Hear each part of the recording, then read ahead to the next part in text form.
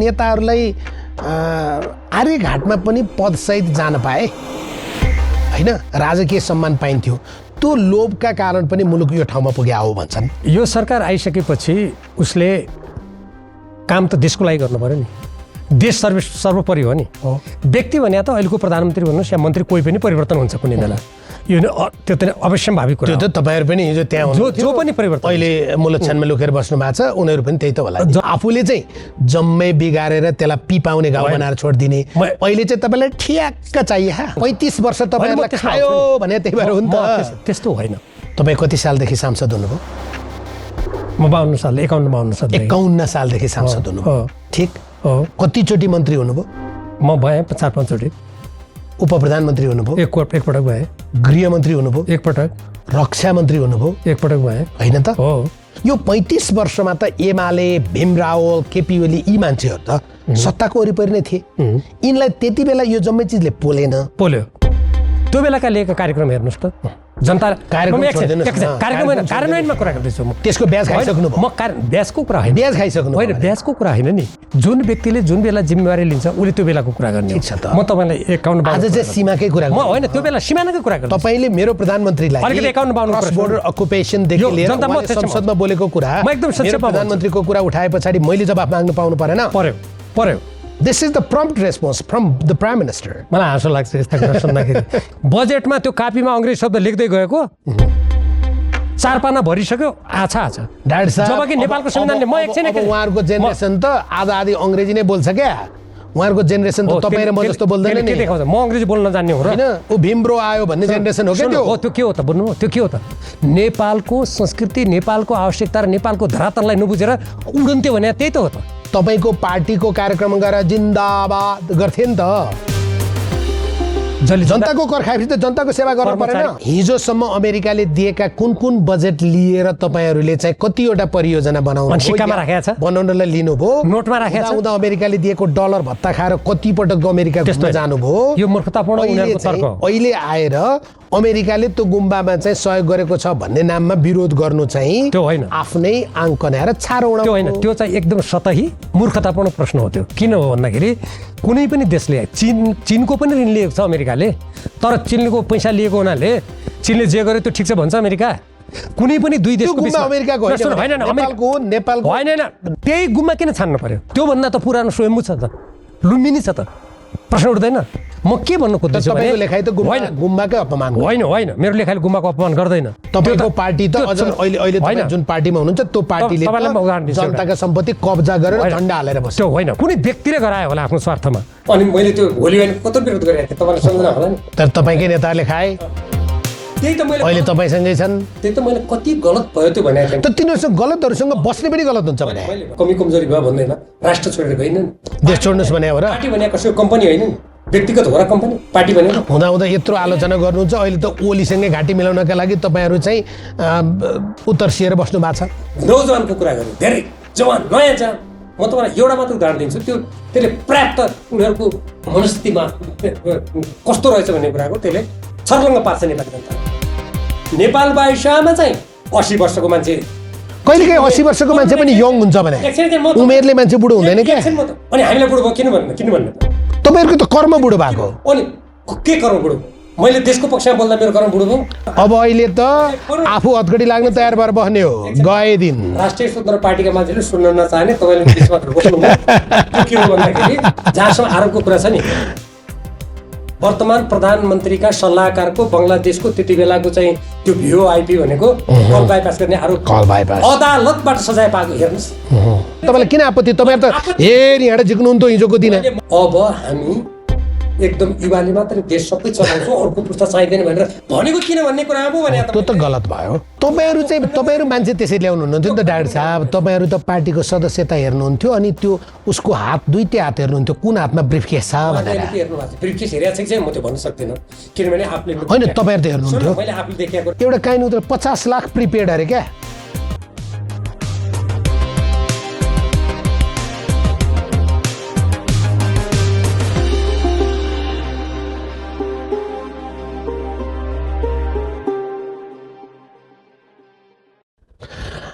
नमस्कार, nation speaks यो आजको नयाँ श्रृङ्खलामा तपाईँलाई हार्दिक स्वागत छ।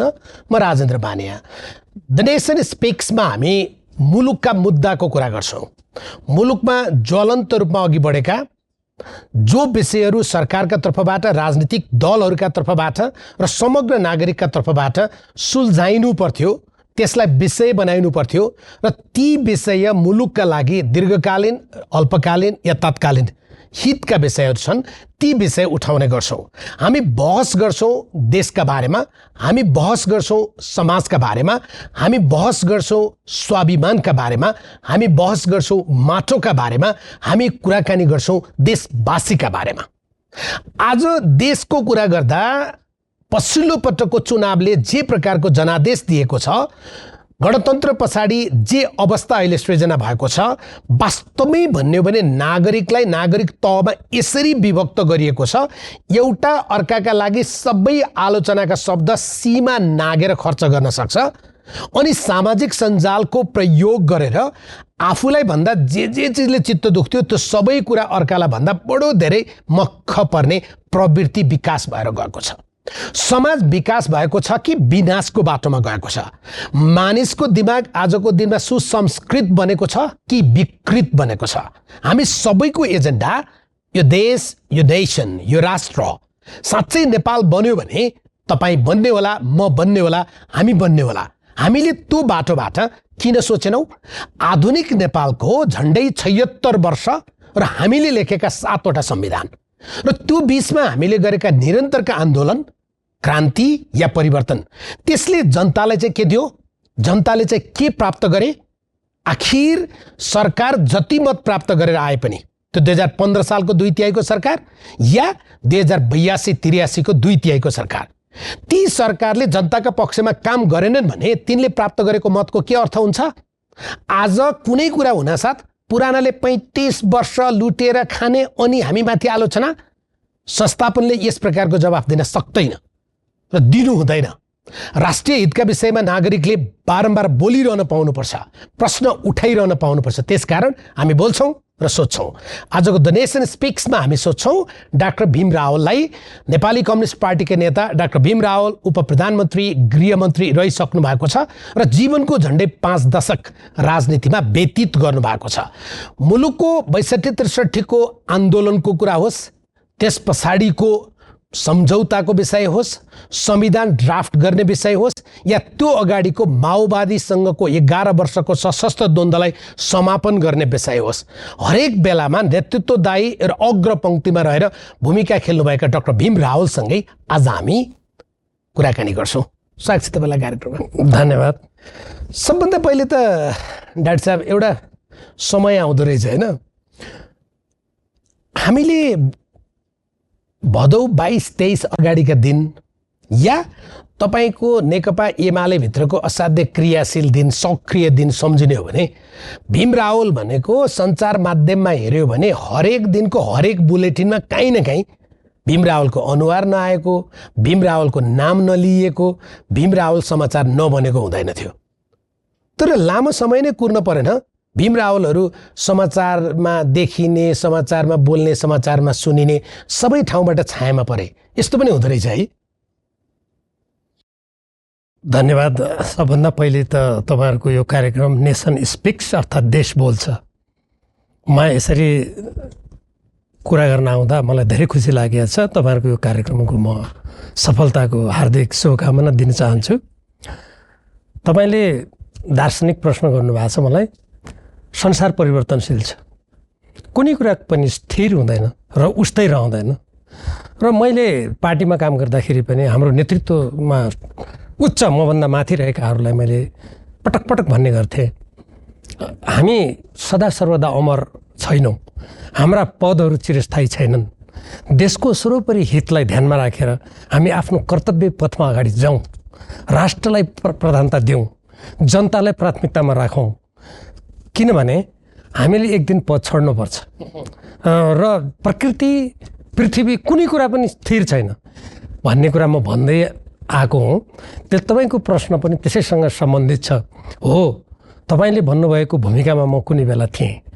अहिले पनि म पूर्ण रूपमा छायामा त छैन, तर त्यसको तुलनामा तपाईँको शब्द अनुचित छैन, त्यो भन्न तपाईँले सकिन्छ। भनेको म बारम्बार भन्थेँ नेतृत्वगणलाई या मेरा मित्रहरूलाई कि पृथ्वी त परिवर्तनशील छ, प्रकृति त परिवर्तनशील छ, हामीले प्राप्त गरेको पद, भूमिका या शक्ति यो पनि त परिवर्तनशील छ। भोलि हामी यो शक्तिबाट हामी फेरि शक्तिविहीन या यहाँबाट हामी ओर्लिनुपर्छ, घोडाबाट हामी तल झर्नुपर्छ।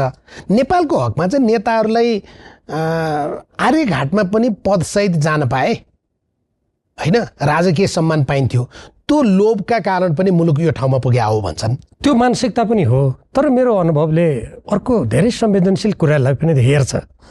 त्यो के कुरालाई मैले अनुभूत गर्छु भने कुनै पनि देशको प्रधानमन्त्री, पार्टीको प्रमुख या कुनै महत्त्वपूर्ण मन्त्रालय विभागहरू सम्हालिरहेको व्यक्तिले सबभन्दा पहिले आफ्नो देशको हित चिताएर काम गर्नुपर्ने हो। तर मैले 7 सालदेखिको नै घटनाक्रमलाई हेर्छु र विशेष गरी आफूले काम गर्दाका मेरा अनुभूतिहरू, अनुभवहरूलाई म हेर्छु। आफ्नो देशको सर्वोपरि हितभन्दा बाह्य शक्तिमा भर पर्ने एउटा पक्ष जो खतरनाक पक्षलाई मैले खतरनाक पक्षको रूपमा म बुझ्छु र त्यसको म आलोचक बने। हुनसक्छ त्यसको पनि नकारात्मक प्रभाव पर्यो होला मेरो जीवनमा प्रहार खप्दाखेरि। अर्को कुरा तपाईँले भन्नुभएको जस्तो चरम स्वार्थ, जसलाई तपाईँले व्यङ्ग्यात्मक भाषामा अन्तिममा आर्यघाटमा जाँदाखेरि पनि सत्ता र स्वार्थको माला जप्न नछोड्ने चरित्रले पनि त्यो गरेको हो जुन भन्नुभयो। यो दुइटैको सम्मिश्रणको फलस्वरूप आज ठुला राजनीतिक दलहरू र तिनका कतिपय नेताहरू जसरी जनमतको दृष्टिकोणबाट, राष्ट्रिय दृष्टिकोणबाट, अझ बाह्य शक्तिको दृष्टिकोणबाट समेत जुन स्थितिमा पुगे नि, त्यसको परिणाम त्यो हो। भनेको त्यति बेला चाहिँ विवेक भन्ने चिज चाहिँ शून्य नै हुँदो रहेछ होइन, त्यो सत्ताले मान्छेको विवेक भन्ने चिजलाई चाहिँ खर्लप्पै खाइदिँदो रहेछ। त्यो विवेक अहम, स्वार्थ र सत्तामा टिकिरहने दाङपेचको अधीनमा गएर त्यहाँ खिचियो त्यो। त्यसकारण त्यसलाई खर्लप्प खायो भन्नु पनि सकिने भयो। जस्तै मसँगको कुराकानीमा एकचोटि माधव नेपालले भनेको म सन्दर्भ सम्झिन्छु क्या होइन।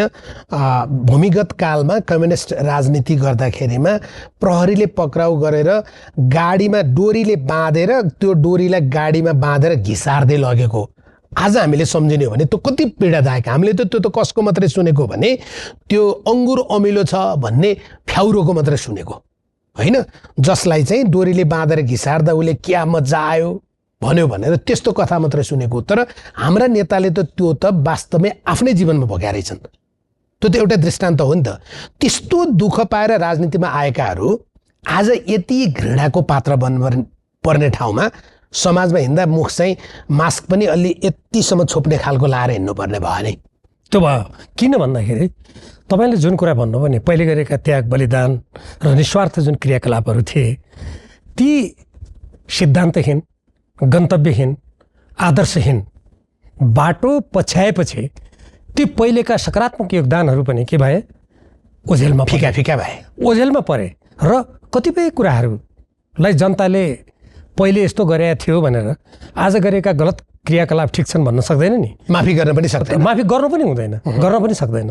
त्यस कारणले गर्दा ती विगतका जे जति योगदानहरू, सकारात्मक कुराहरू थिए, ती कुराहरू पनि गौण बने या मेटिए सरह पनि भए। होइन, अचम्म हुँदो रहेछ।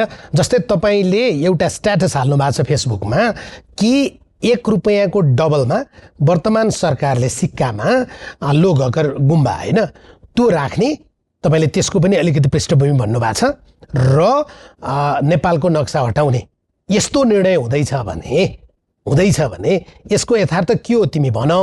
यदि यो निर्णय पनि यो राष्ट्रघाती कदम हो, हिजो प्रधानमन्त्रीले नेपालले पनि भारतको चाहिँ जमिन बेचेको छ भन्ने कुरा धेरै जग्गा बेचेको छ होइन, र यो चाहिँ राष्ट्रघातको दिशातर्फ जाने बाटो हो भनेर तपाईँले भन्दा त्यहाँ आएका कमेन्टहरू मैले हेरेको, हिजो भीम रावल भनेको चाहिँ अरू जेसुकै होस् तर राष्ट्रवादी नेता हो, राष्ट्रवादी छवि छ र उसले देशका लागि बोल्छ भन्नेहरू अहिले तपाईँलाई ए राष्ट्रघाती चुप।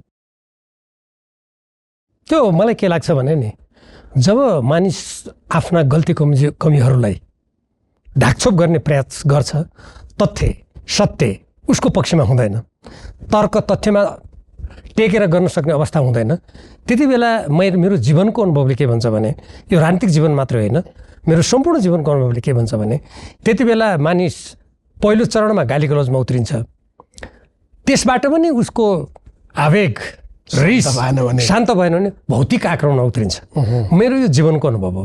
त्यसकारण आज त्यस्ता गाली गर्ने मान्छेहरू उनीहरूको सिद्धान्त नीति प्रष्ट छैन, जीवनको आदर्श पनि छैन, निहित स्वार्थबाट प्रेरित भएर जुन उनीहरू आवेगको आँधी चलाइरहेका छन् उनीहरू तथ्य सत्य सुन्नै सक्दैनन्। मलाई त्यस्तो लाग्छ। तपाईँ त्यसो भन्नुहुन्छ, म अलिकति थप्छु है। तर मलाई चाहिँ कस्तो लाग्छ भने उनीहरू यो विषयको गहिराइमा प्रवेश गर्न चाहँदैनन्, यो विषयको गम्भीरतामा छलफल गर्न चाहँदैनन्।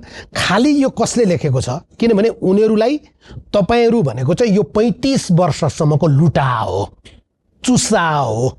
देशको लाम्टो यसरी चुस्नुभयो, त्यो लाम्टो रगत पिच्छे भयो, तर तपाईँको भोक भरिएन। यी लुटाले जे बोले नि रङ रङ त्यो हो कि जस्तो लाग्छ। त्यस्तो दृष्टिकोण राख्ने मान्छेले नि देशको इतिहासलाई बिर्सिन्छ। जो व्यक्तिले देशको इतिहासलाई बिर्सिन्छ नि त्यसले वर्तमान बनाउने र भविष्यको सुरक्षा गर्ने कुरा कल्पना पनि गर्न सकिँदैन। र मैले संसारको इतिहास, राजनीति, कानुन सम्पूर्ण मैले धेरै अध्ययन गरेँ, कयौँ देशहरू मैले भ्रमण पनि गरेँ। त्यो सम्पूर्ण कुरा हेर्दा म एकदम ढुक्कसँग केही निष्कर्ष भन्न सक्छु भने जसले इतिहासलाई सम्झन्न, जसले इतिहासको अध्ययन गर्दैन, जसले इतिहासलाई मार्छ नि तिनीहरूले देशलाई मार्छन्।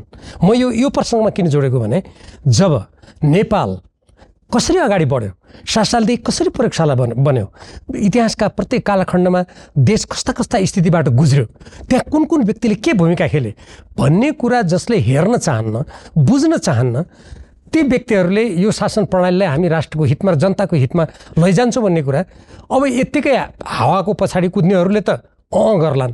तर गम्भीर रूपमा व्याख्या विश्लेषण गर्ने र सत्य तथ्यको पक्षपोषण गर्ने व्यक्तिले त्यो पत्याउन सक्दैन। त्यसकारण उनीहरू त्यस्तो चिन्तनको शिकार भएका छन्। र त्यो मात्र होइन, उनीहरू मात्र होइन, मैले अहिले देशको समग्र शिक्षा प्रणाली राजनीतिक सम्पूर्ण हेरिरहेको छु।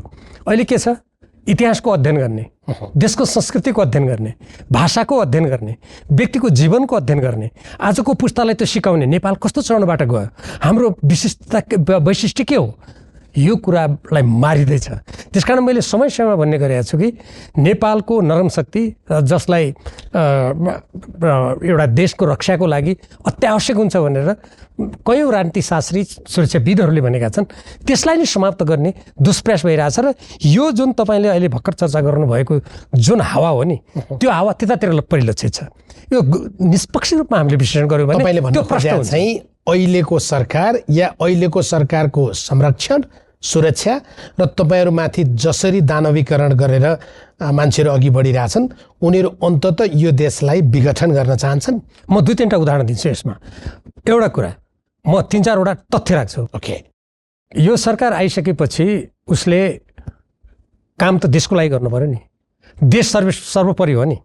व्यक्ति भने त अहिलेको प्रधानमन्त्री भन्नुहोस् या मन्त्री कोही पनि परिवर्तन हुन्छ कुनै बेला, यो त्यो त अवश्यम्भावी कुरा। त्यो त तपाईँहरू पनि हिजो त्यहाँ जो पनि परिवर्तन अहिले मूलक्षणमा लुकेर बस्नु भएको छ उनीहरू पनि त्यही त होला। जसले पनि त्यो परिवर्तनको दिशातिर जानै पर्छ। सरकार आयो, सरकार आइसकेपछि सबभन्दा पहिले यो देशको हितको लागि गर्नुपर्ने जुन काम थियो, जो धेरै बहसमा थियो, देशको भौगोलिक अखण्डताको रक्षा अर्थात् जमिनको रक्षाको कुरा थियो, प्रधानमन्त्रीले अघि तपाईँले चर्चा गरिसक्नुभयो, प्रतिनिधि सभामा उभिएर उहाँले भन्नुभयो नेपालले भारतको धेरै जग्गा मिचेको छ। तर देशको प्रधानमन्त्री जस्तो व्यक्ति जसले देशको माटोको रक्षा गर्नुपर्ने पहिलो जिम्मेवारी वहन गरेको छ, निजले नै धेरै जग्गा मिचेको छ भन्ने, त्यो कहाँ मिच्यो, के मिच्यो केही पनि नभन्ने, तर त्यो भन्ने कस्तो बेलामा त लिम्पियाधुरा, लिपुले, कालापानी, सुस्ता लगायतका कतिपय क्षेत्रहरू अतिक्रमणमा परेको छ भन्ने बहस भइरहेको बेला भारतसँग त्यो विषयमा वार्ता गर्नुपर्छ भनेर त्यो विषयमा बोलियो। एक तर पक्नुहोस् है, म यसलाई स्पष्ट गरेर तपाईँले दोस्रो तेस्रो भन्नुभयो, यसलाई स्पष्ट गर्दा राम्रो होला। चितवनमा उहाँहरूको ऐतिहासिक महाधिवेशन भयो, महाधिवेशनमा वरिष्ठ नेताका रूपमा प्रधानमन्त्रीज्यू जानुभयो र उहाँले संसदमा बोलेको कुरालाई हुन त त्यति बेलै सरकारको प्रवक्ता र परराष्ट्र मन्त्रालयले स्पष्ट गरिदिइसकेका थियो, उहाँले पनि जवाब दिइसक्नुभयो। तपाईँहरूले चाहिँ अहिले के चाहिएको छ भने यो 183 सिट प्राप्त गरेको सरकार, जुन सरकारसँग चुनावमा जनताको अभिमतले त जुझ्न सक्नु भएन, तपाईँहरूलाई त किन चाउरिस मरिच भन्दा आफ्नै पिरोले बनाइदिए जनताले, अब अहिले फेरि तपाईँहरू कसरी सकिन्छ भनेर खुट्टा तान्न मात्रै खोज्नु भएको छ। यो वास्तवमा हिजो तपाईँले नबोलेको कुरा कूटनीतिक रूपबाट समाधान गर्नका लागि बेलायत तान्ने कुरा होस् या भारतलाई तयार गराउने कुरा होस्, दिस इज डिप्लोमेसी भन्छन्। डिप्लोमेसी होइन, त्यो चिप्लोमेसी हो। अब ठ्याक्कै उठ जवाब दिने भने कसरी म प्रमाणित गरिदिन्छु। हिजो कुनै व्यक्तिले गल्ती गरेको थियो या शासन सञ्चालन गर्दाखेरि ढङ्ग पुर्याएको थिएन भनेर म त्योभन्दा दोब्बर तेब्बर ढङ्ग नपुर्याएर अगाडि जान्छु भन्ने कसैले धारणा राख्छ भने त्योभन्दा महामूर्ख संसारमा कोही पनि हुँदैन। एक म दोस्रो यही कुरासँग तपाईँले महाधिवेशनबाट स्पष्टीकरण दिएको प्रसङ्ग कोट्याउनु भयो, परराष्ट्र मन्त्रालयले दिएको कुरालाई पनि अलिकति भन्नुभयो।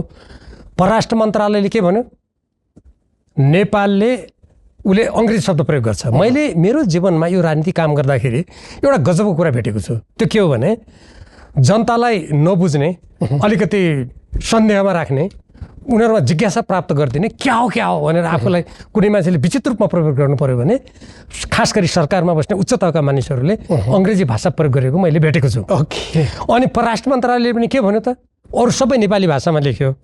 त्यो सिमानाको अतिक्रमणको प्रसङ्ग आउँदा के भने क्रस बोर्डर अकुपेसन भनेर भनिदियो। अब तपाईँको यो लोकप्रिय कार्यक्रम मार्फत नेपाली जनताको अगाडि म राख्न चाहन्छु, कति जनताले क्रस बोर्डर अकुपेसन भन्ने कुरालाई कानुनी र राजनीतिक रूपमा प्रष्ट रूपमा बुझ्छन्। मैले यसको मतलब जनता बुझ्दैन भने होइन, तर भाषाको ज्ञान त मेरो पनि कतिपय भाषाको ज्ञान छैन। क्रस बोर्डर अकुपेसन भन्ने टर्मिनोलोजी चाहिँ हाम्रो त्यो जोइन्ट टास्क फोर्स जुन थियो त्यसले पनि प्रयोग गर्यो। होइन, त्यसको त मलाई थाहा छैन। म रक्षा मन्त्रालय गृह मन्त्रालयमा बसेको व्यक्ति, सीमानाको बारेमा धेरै चासो राख्ने, राष्ट्रको स्वाधीनताको आजदेखि होइन, म विद्यार्थी कालदेखिको मेरो यो एउटा प्रण हो। त्यो के प्रण हो भने म राजनीतिक गर्छु, कुनै पदमा जान्छु भने सबभन्दा पहिले मैले देशलाई सिरोपर गर्नुपर्छ भन्ने मैले बुझेको जानेको राजनीतिको मेरो निष्कर्ष हो। त्यसैले मैले सिमानामा कहाँ के छ भन्ने कुरा तपाईँको भाषण गर्दा हो, तर तपाईँको पार्टी तपाईँहरू बारम्बार सत्तामा जाँदा त त्यस्तो भएन। होइन, सत्तामा जाँदा कतिपय कमी भए, कमजोरी भए, होइन ढङ्ग पुगेन। तर एउटा कुरा म एउटा कुरा त्यो सुस्तामा एसएसबी आजदेखि बुट बजार्न थाले हो। सन्दुकपुरमा भारतले हामीलाई चाहिँ दुःख दिन थाले आजबाट हो। कोशी गण्डकी जस्ता सम्झौता बालन नेतृत्वको सरकारले गरे हो। काली नदीको विवाद टनकपुरदेखि महाकालीको त तपाईँहरू त्यसलाई त राष्ट्रघाती भन्छन् होइन, यो जम्मै बालन सरकारले गरे हो। आफूले चाहिँ जम्मै बिगारेर त्यसलाई पिपाउने घाउ बनाएर छोडिदिने अहिले चाहिँ तपाईँलाई ठ्याक्क चाहिए। म तपाईँलाई अलिकति यसमा सोचौँ, त्यो अघिको प्रसङ्ग धेरै महत्त्वपूर्ण छ। तपाईँले गण्डकी कोशी आदि गर्नुको प्रसङ्ग ल्याउनु भयो, ती त 70 सालभन्दा अगाडिका कुराहरू। त्यो कुनै काङ्ग्रेसको सरकार थियो होइन, काङ्ग्रेसको सरकार थियो। त्यो त काङ्ग्रेसको जुन व्यक्तिले गर्यो तिनीहरूलाई भन्नुपर्छ। एउटा सुधार्नु भएन नि त तपाईँहरूले। म त्यसैमा 35 वर्ष तपाईँहरूलाई खायो भने त्यही भएर हो नि त। त्यस्तो होइन। कसरी होइन भने जस्तो कम्युनिस्ट पार्टीको कुरा गर्नु छ भने 6 सालदेखि पुष्पलालले जुन एउटा सङ्गठन अभियान चलायो, त्यस्तै असमान सञ्चित समुद्रबाट देशलाई मुक्त गर्नको लागि चलाएको कुरा त ध्वजार छ नि, जसले आफ्नो जिन्दगी नै उपलब्धि भयो होइन। उपलब्धि हेर्नुहोस्, यस्तो हुन्छ, उपलब्धि हुने नहुने कुरा कहिलेकाहीँ मान्छेले चाहेर प्रयास गरेर पनि कहिलेकाहीँ हुँदैन। तर व्यक्तिले प्रयास गरेको कुरालाई तैँले केही पनि गरिनस् भन्न पनि मिल्दैन। एउटा चिज भन्नु अहिलेको तपाईँलाई नै सजिलो हुन्छ। त्यो 2-3 बाँकी छ, तपाईँलाई नै सजिलो हुन्छ। तपाईँ कति सालदेखि सांसद हुनुभयो? म 52 साल 51 सालदेखि सांसद हुनुभयो, ठिक? कतिचोटि मन्त्री हुनुभयो? म भएँ 4-5 चोटि। उप प्रधानमन्त्री हुनुभयो? एकपटक भएँ। गृहमन्त्री हुनुभयो? एकपटक। रक्षा मन्त्री हुनुभयो? एकपटक भएँ। होइन त? हो। यो सबै हुँदा नेकपा एमाले 51 सालमा सरकार बनायो। पछिल्लो पटक होइन तपाईँ चाहिँ नि केपी ओली नेतृत्वमा, जति बेला तपाईँ एमालेमा हुनुहुन्न थियो, केपी ओलीको नेतृत्वमा सरकार बन्यो। यो 35 वर्षमा त एमाले, भीम रावल, केपी ओली यी मान्छेहरू त सत्ताको वरिपरि नै थिए। यिनलाई त्यति बेला यो जम्मै चिजले पोल्यो। यो कस्तो हो भने नि, जो व्यक्ति, मैले इतिहासको कुरा गरेँ नि, जो व्यक्तिले इतिहासमा त्यति बेला मान्छेले के गरेका थिए, उनीहरू कुन स्थानमा थिए भन्ने कुरा अध्ययन गर्दैन, ती व्यक्तिहरूले भन्ने कुरा। अब म हो थिएँ, म त्यही प्रसङ्गमा तपाईँलाई कुरा गर्छु। 51-52 को कुरा गर्छु अब म, है त। त अघिको महत्त्वपूर्ण मेरो बाँकी छ नि। 51-52मा नेकपा एमालेको अल्पमतको सरकार थियो, मनमोहन अधिकारी प्रधानमन्त्री हुनुहुन्थ्यो। त्यो बेलाका लिएका कार्यक्रम हेर्नुहोस् त, जनता कार्यान्वयनमा कुरा गर्दैछु म। त्यसको ब्याज खाइसक्नु भयो? म ब्याजको कुरा होइन, ब्याज खाइसक्नु होइन, ब्याजको कुरा होइन नि। जुन व्यक्तिले जुन बेला जिम्मेवारी लिन्छ उसले त्यो बेलाको कुरा गर्ने। म तपाईँलाई 51-52 आज चाहिँ सीमाकै कुरा म होइन, त्यो बेला सीमानाकै कुरा गर्छु। तपाईँले मेरो प्रधानमन्त्रीलाई अलिकति 51-52 बोर्डर अकुपेसनदेखि लिएर संसदमा बोलेको कुरा, म एकदम संक्षेपमा प्रधानमन्त्रीको कुरा उठाए पछाडि मैले जवाफ माग्नु पाउनु परेन? पर्यो। तर म एकदम संक्षेपमा भन्छु, किनभने तपाईँले जुन प्रश्न कोट्याउनु भयो नि, त्यो जनतामा जिज्ञासा हुनसक्छ। म एकदमै संक्षेपमा भन्छु। 51-52मा जुन बेला नेकपा एमालेको अल्पमतको सरकार थियो, त्यसले आफै कानुन बनाउन सक्ने अवस्था थिएन। तर पनि उसले, म तपाईँ मार्फत, तपाईँको लोकप्रिय कार्यक्रम मार्फत सम्पूर्ण नेपाली जनताले स्मरण गराउन चाहन्छु, हाम्रो छिटछिटो बिर्सिने बानी पनि छ। त्यो बेलामा नेपाल र भारतको असमान सन्धि जुन 1950 को सन्धि हो र त्यसले जन्माएका कतिपय हाम्रो अतिक्रमणका सारा प्रसङ्गहरू दिल्लीमा उहाँको भ्रमण दलको सदस्य म पनि थिएँ। त्यति बेला भारतमा प्रधानमन्त्री पी.वी. नरसिंह राव हुनुहुन्थ्यो। त्यहाँ प्रष्ट रूपमा मनमोहन अधिकारीजीले प्रधानमन्त्रीले यो सम्झौता असमान छ, यसका कयौँ प्रावधान असमान छन्, हामीले परिवर्तन गर्नुपर्छ, दुईटा देशको समानताको आधारमा र मित्रतालाई राम्रोसँग अगाडि बढाउनको लागि पनि यी अवरोध छन् भनेपछि पी.वी. नरसिंह रावजीले स्वीकार गर्नुभयो। संयुक्त वक्तव्यमा त्यो कुरा आयो र त्यो बेला नेपाल भारतका जति पनि अहिले जुन प्रसङ्ग उठिरहेछन् नि ती सम्पूर्ण कुरामा प्रवेश गर्ने कुरामा सहमति भयो। तर मैले तपाईँ सालमा यो 2052 सालको कुरा गर्दैछु म। अहिले कति साल हो? म होइन, तपाईँले के गर्नुभयो भने त मैले भन्न पाउनु पर्यो नि। त्यही त म पक्नु एकदम गर्ने कुरा भयो। मैले मनमोहन अधिकारी राष्ट्रघाती भनेकै छैन। होइन मैले त्यो भने भयो त्यो होइन। तपाईँले 30 वर्षमा कार्यान्वयन भयो। सुन यस्तो कुरा जुन व्यक्तिले गरेन उनीहरूलाई भन्नु पर्यो नि। यो कहिले कस्तो हुन्छ थाहा छ? यो कहिलेकाहीँ कस्तो गरिदिन्छन् मान्छेले भने सबै नेता चोर हुन् भनेपछि के भयो? असल मान्छे र खराब मान्छे छुट्याउनु परेन नि। होइन, सबै जस्तो सञ्चार क्षेत्रमा काम गर्ने सबै बदमास हुन् भनिदिएपछि के हुन्छ त? त्यसको असल पक्षलाई पनि हत्या हुन्छ, पीडित हुन्छ। यो षड्यन्त्र कार्यले गर्ने काम हो। त्यसैले मैले 51-52 को प्रसङ्ग तपाईँलाई एउटा कुरा अरू छुट हेर्नुहोस्, म वाणिज्य र पर्यटन मन्त्रालय सम्हालिरहेको थिएँ। त्यो बेला धमिजा प्रकरणमा कारवाही गर्ने, भ्रष्टाचारमा कारवाही गर्नुपर्छ त्यो बेला कल्पना गर्नुहोस्। अहिलेको स्थिति होइन, त्यो बेला काङ्ग्रेस कति शक्तिशाली थियो। देशमा कारवाही गर्नलाई प्रक्रिया अगाडि बढाउने मान्छे हो नि म आफै। तर गएन, म राज्य मन्त्री मात्रै थिएँ।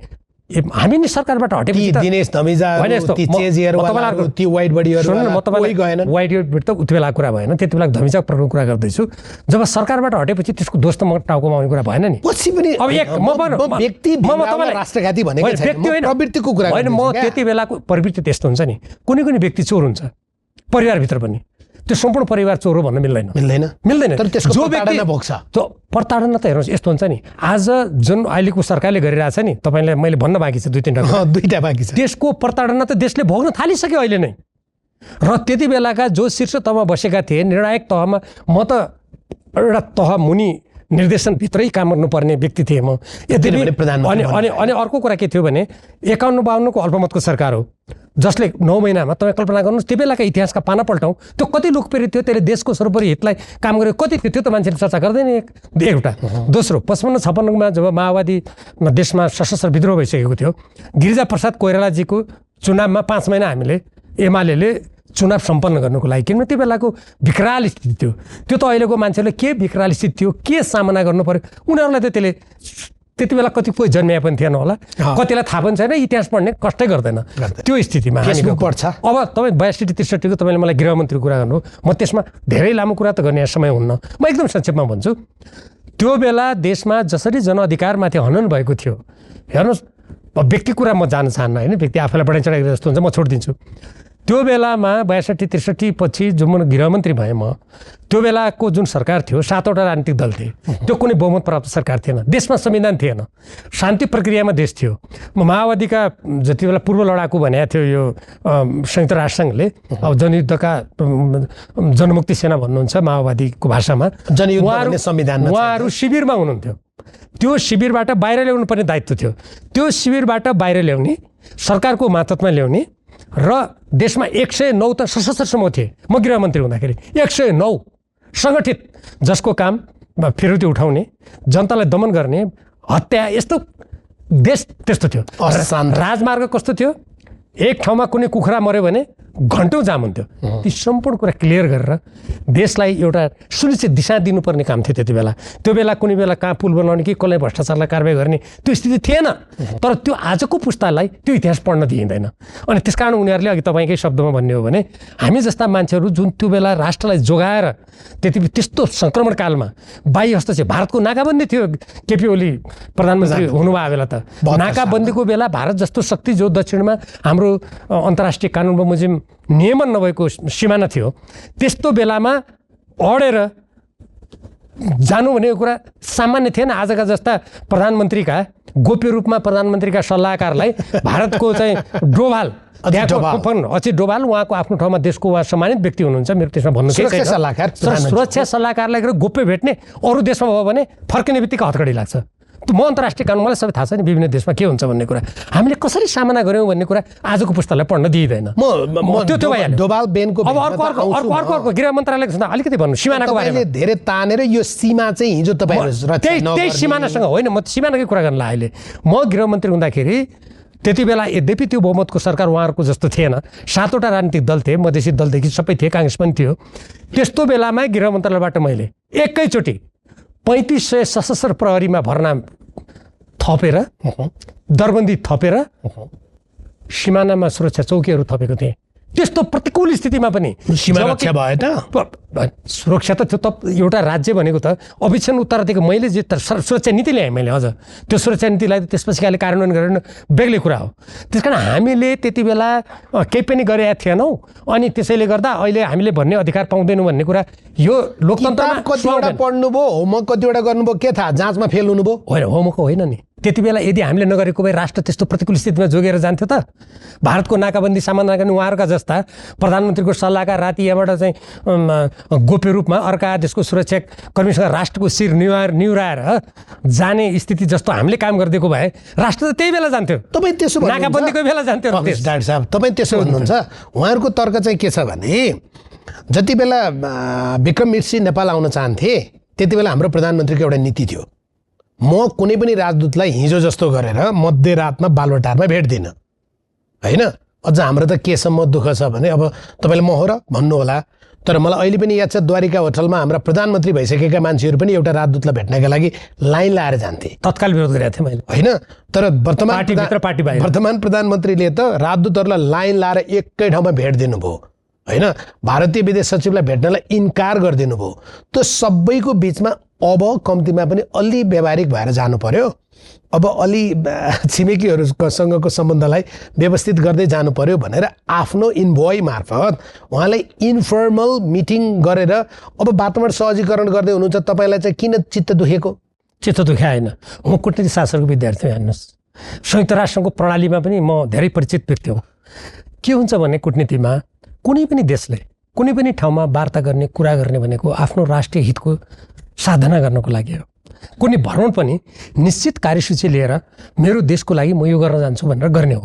त्यो राजदूतलाई जहाँसम्म सरकारको निर्णय गरेर गएको र म अलिकति भन्छु सरकारको निर्णय गरेर नजाने गोप्य रूपमा भेट्ने त झन् खतरनाक घातक कुरा हो। त्यो कुनै व्यक्ति पदमा बसेको राज्यका महत्त्वपूर्ण गोप्य सूचनामा पहुँच भएको व्यक्तिले गोप्य रूपमा गएर अर्का देशको सुरक्षा सल्लाहकारलाई भेट्न मिल्छ?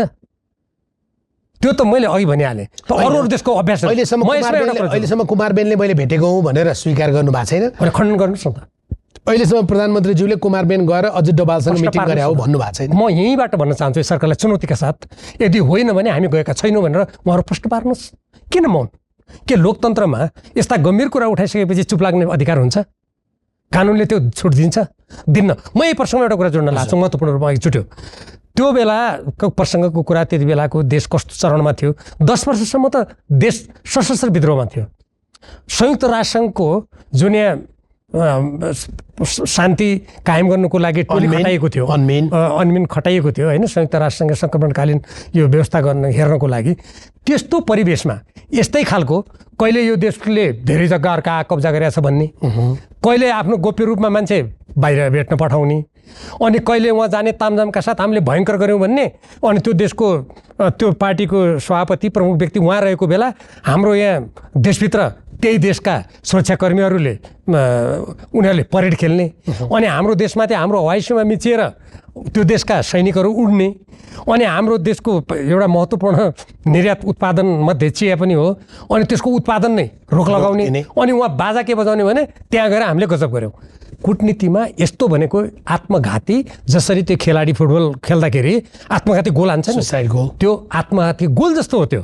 त्यसकारण मेरो यहाँ तपाईँको त मेरो कुरा यहाँ पनि रहेछ रवि लामिछानेलाई भारतीय जनता पार्टीले जे प्रकारको सम्मान दियो जे प्रकारको अनर गर्यो र वास्तवमै भन्यो भने एउटा राजनेतालाई गर्नुपर्ने सम्मान गरेको भनियो त्यसमा पनि तपाईँको आपत्ति? त्यसमा त्यो शङ्काको चस्मा हुँदैन? शङ्का होइन आपत्ति पनि होइन।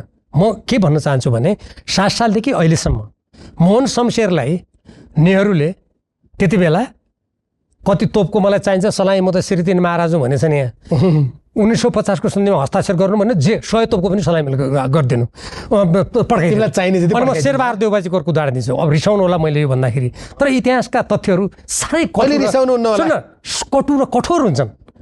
उहाँ भुटान जानुभयो, शरणार्थीहरू लाखौँ शरणार्थी, कति 1 लाख 1.5 लाख शरणार्थी झापा र मोरङमा आएका थिए। म ती शिविर हेरेर गएको मान्छे हुँ। पञ्चायतकालमै हेर्नुहोस्, त्यहाँ धेरै शरणार्थीलाई मैले अमेरिकामा पनि गएर भेटेको छु, उनीहरूले त्यो प्रसङ्ग सुन्नुहोस्, त्यहाँ आएका थिए। उहाँ त्यहाँ जानुभयो, उहाँको त्यहाँ स्वागत यस्तो स्वागत भयो थिम्पूमा, उहाँले यस्तो सम्झौतामा हस्ताक्षर गर्नुभयो, नेपाल फेरि कहिले पनि शरणार्थीको कुरामा हातमाथि गरेर उठ्न नसक्ने अवस्थामा पुग्यो। त्यसकारण यो कसले कहाँ स्वागत गर्यो भन्ने होइन, मैले त्यो बोलेको होइन, मलाई मेरो एउटा मात्रै कुरा हो त्यसमा। मैले के भने तत्कालै मैले दिएको थियो प्रतिक्रिया। मैले के भन्यो भने ठिक छ, तपाईँको स्वागत भयो, राम्रो भयो, त्यसमा कुनै केही भएन। तपाईँको त्यो स्वागत भनेको त्यो वास्तवमा नेपालको हितमा दुई देशको बिचमा समझदारी भएको कुरा परिणाममा देखाउनुहोस् भनेको थिएँ मैले। परिणाममा के देखेँ त मैले भने सुस्तामा भारतीय सुरक्षाकर्मीले परेड खेलेको देखेँ, दार्चुलामा हेलिकप्टरले हाम्रो सीमा मिचेको देखेँ, पूर्वमा चिया निकासीमा रोक लगाएको देखेँ मैले। त्यसकारण के हुन्छ भने कुनै देशले तपाईँको घरमा आउँदा तपाईँले मलाई सद्भाव देखाउनु भएको छ भने त त्यो त व्यवहारमा देखिनु पर्यो भनायो मेरो। पोल्ने किन पोल्ने? हाम्रो देशमा 7 सालदेखि अहिलेसम्मका मैले यस्ता घटनाक्रमहरू हेर्दा गिरिजाप्रसाद कोइरालाजी भारत बनाउन के भयो?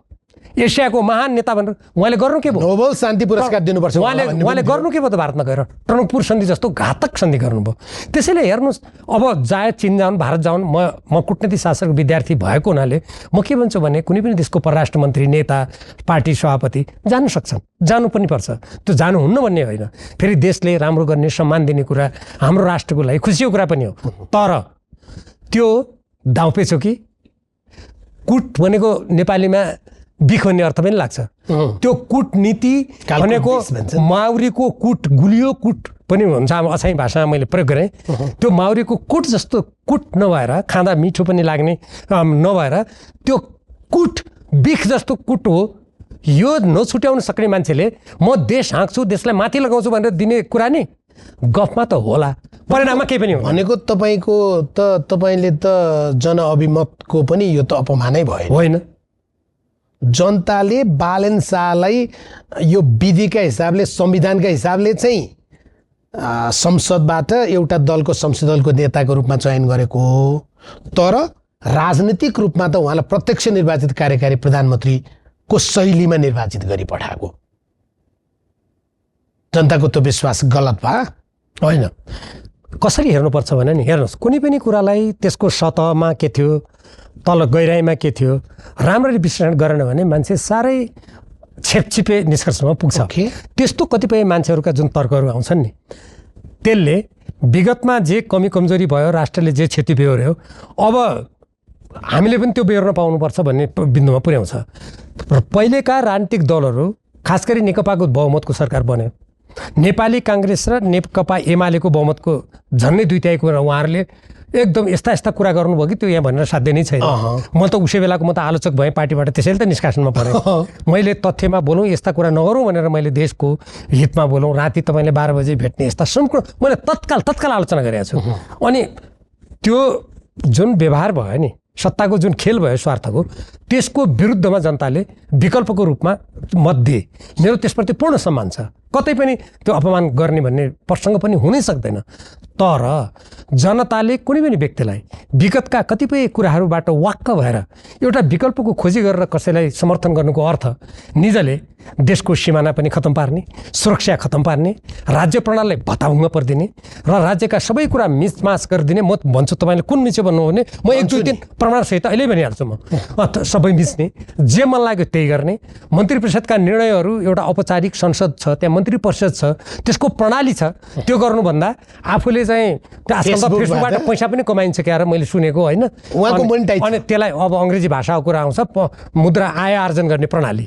अनि त्यो म जनताले बोल्ने भाषामा बोलौँ भन्ने ठान्छु। अनि त्यो मुद्रा डलर आउँछ, अनि त्यो रकम कमाउने प्रणालीमा गएर अनि प्रधानमन्त्रीले आफ्नो पदको त्यहाँ प्रयोग गर्न थाल्ने, यस्तो गर्नु भनेर जनताको मत भनेको त्यो गर्न दिएको स्वीकृति पत्र हो र त्यो मतपत्र कदापि होइन, कदापि होइन। म अब अलिकति म यसै प्रसङ्ग जोड्छु। आज त हामी बालेन्द्र शाहजीको यो प्रसङ्ग हामीले गऱ्यौँ होइन, म तपाईँलाई म एउटा सम्झना दिलाउँछु। म शेरबहादुर देउबा र केपी ओलीजीले पनि कम मत ल्याएर जित्या हो र? होइन। अनि उहाँहरूले जे राष्ट्रको हितमा जनता विधि सुशासन विपरीत जे क्रियाकलाप गर्नुभयो अनि जनताले मैले त सबभन्दा बढी मत ल्याएर थिएँ झापाबाट, मैले डौन्द्राबाट ल्याएको थिएँ, अर्थात् भीमरावले मैले अछामबाट ल्याएको थिएँ। अब तिमीहरूले जनताको मतबाट मैले गरेको कामबाट आलोचना गर्न पाउँछौ? मेरो त सदासर्वको लागि प्रमाणपत्र हो नि यो, अब जनताको स्वीकृति पत्र हो नि भन्ने उनीहरूले त्यस्तो भने भए के अहिलेको मान्छेहरू सहन गर्छन् त? त्यसकारण जुन कुरा केपी ओली, जुन कुरा शेरबहादुर देउबा, जुन कुरा भीम रावल या जो व्यक्ति पुष्पकमल दाहाल प्रचण्ड जो छन्, ती व्यक्तिहरूको हकमा मत भनेको राम्रो काम गर्नलाई दिएको हो, गलत काम गर्न दिएको लागि प्रमाणपत्र होइन, त्यो स्वीकृति पत्र होइन भनेर जसरी उहाँहरूमाथि आलोचनाको जनताको भावना मुखरित हुन्थ्यो, अनि अहिले राष्ट्रिय स्वतन्त्र पार्टी र अनि अहिलेका प्रधानमन्त्रीमाथि हुँदैन? हुन्छ। अब म तपाईँले मलाई सोध भन्नुभएको छ, सोध्छु होइन। जस्तै प्रधानमन्त्रीज्यूले समता कर शिक्षा र स्वास्थ्यमा लागेको चाहिँ अहिले प्रधानमन्त्रीज्यूको शैली परिवर्तन भइसक्यो क्या। तपाईँको चस्मा चाहिँ पुरानो भयो। उहाँ अब जनताहरूका माग सम्बोधन गर्ने, जनताका अपेक्षाहरूलाई पुरा गर्ने, अब सम्बन्धित क्षेत्रका मान्छेहरूसँग संवाद गर्ने, भेट्ने, उनीहरूको गुनासो सम्बोधन गरेर सरकार चलाउने बाटोमा जानुभयो। जब नागरिकले हामीलाई अस्पतालमा जाँदा पनि 3% कर, स्कुलमा जाँदा पनि 3% कर, हाम्रो ढाड भाँच्ने भनेपछि यो प्रविधिको युग हो सर, यो प्रविधिको युग हो क्या। यो हेरी औँलाको टुप्पोमा ट्याक्क गरिदिए पछाडि समाचार संसारभरि पुग्छ, उहाँले म यो हटाउँदैछु, द्याट्स गन। हेर्नुहोस् त, this is the prompt response from the prime minister. मलाई हाँसो लाग्छ यस्ता कुरा सुन्दाखेरि। किन हाँसो लाग्छ भने उहाँहरूले दिएको तर्क मैले जसले दिएको छ यो सुन्दा मलाई हाँसो लाग्छ। जनता र देशको हित चाहने नेपाल त धेरै जस्तो गरिबीमा पीडित छ नि, जनताको ठुलो सङ्ख्या। त्यो देशमा शिक्षा र स्वास्थ्यमाथि कर लगाउने सेवामा, अनि एकातिर देशलाई विद्युतीकरणमा लैजाने भन्ने प्रधानमन्त्रीको महावाणी के आयो? नेपाल विद्युतीकरणको युगमा प्रवेश गरेको छैन। म आश्चर्यचकित परेँ। नेपाल चन्द्र शमशेरको पालामा विद्युतीकरणको युगमा प्रवेश गरेको। दक्षिण एसियामा विद्युत उत्पादनको इतिहास हेर्ने हो भने नेपाल अग्रपङ्क्तिमा नै आउँछ। उहाँ के भन्नुहुन्छ भने अहिले भान्सामा विद्युत बाल्यो भने सबै ट्रान्सफर्मर पड्किन्छन्। मलाई त हाँसो लाग्यो। यसको उचित खण्डन कुलमानजीले गर्नुभएको, मैले गर्नुभयो। उहाँ त्यसको क्षेत्रको काम गर्ने मान्छे होइन। अनि घरको भान्सामा जबकि अब उहाँहरू चाहिँ पुँजीवादी बाटोबाट जाने भनेर घोषणा गर्नुभएको छ महाधिवेशनबाट। अब म पुँजीवादको यसैसँग जोड्छु। मलाई यी किन हाँस उठ्छ मलाई भन्दाखेरि बेलायतमा भर्खरै नयाँ प्रधानमन्त्री नियुक्त हुनुभयो, भर्खरै। त्यो नियुक्त भइसकेपछि उहाँले पहिलो घोषणा के गर्नुभयो त भन्दाखेरि घरेलु उपभोगमा विद्युतमाथि लागेको 5% कर यो सरकारले खारिज गर्नेछ। अब एउटा कुरा त्यो। अब उहाँहरूमा जनताप्रति माया रहेछ कि के रहेछ मैले त्यो हेरेको तथ्यको आधारमा। 50 युनिट भन्दा माथि बिजुली प्रयोग गर्दा 5% कर हो। सर्वसाधारण जनतालाई होइन यो। सर्वसाधारण जनताको घरमा 50 युनिटसम्म प्रयोगै हुँदैन। कसले भन्यो हुँदैन भनेर? हुँदैन, मेरो घरमा त हुँदैन। सुन्नु न, 50 युनिट गरौँ चाहे 75 युनिट गरौँ, 50 भन्दा तल त नियमित मात्रै लाग्छ। होइन, त्यो मैले बुझेँ। 50 युनिटभन्दा बढी हुँदैन भनेर कसरी भन्ने? घरेलु प्रयोजनको लागि बेलायतमा त्यो 5% कर त्यहाँ कति युनिट प्रयोग? बेलायतको कुरा नगरौँ न, अछाम गोर्खाको कुरा गरौँ। मैले बेलायतको कुरा किन गरेँ भने उहाँहरू बेलायतका मात्रै कुरा गर्नुहुन्छ। उहाँका अर्थमन्त्री उहाँहरूको मैले बजेट हेरेँ। बजेटमा त्यो कापीमा अङ्ग्रेजी शब्द लेख्दै गएको 4 पाना भरिसक्यो। आछा जबकि नेपालको संविधानले म एकछिन उहाँहरूको जेनेरेसन त आधा अङ्ग्रेजी नै बोल्छ क्या।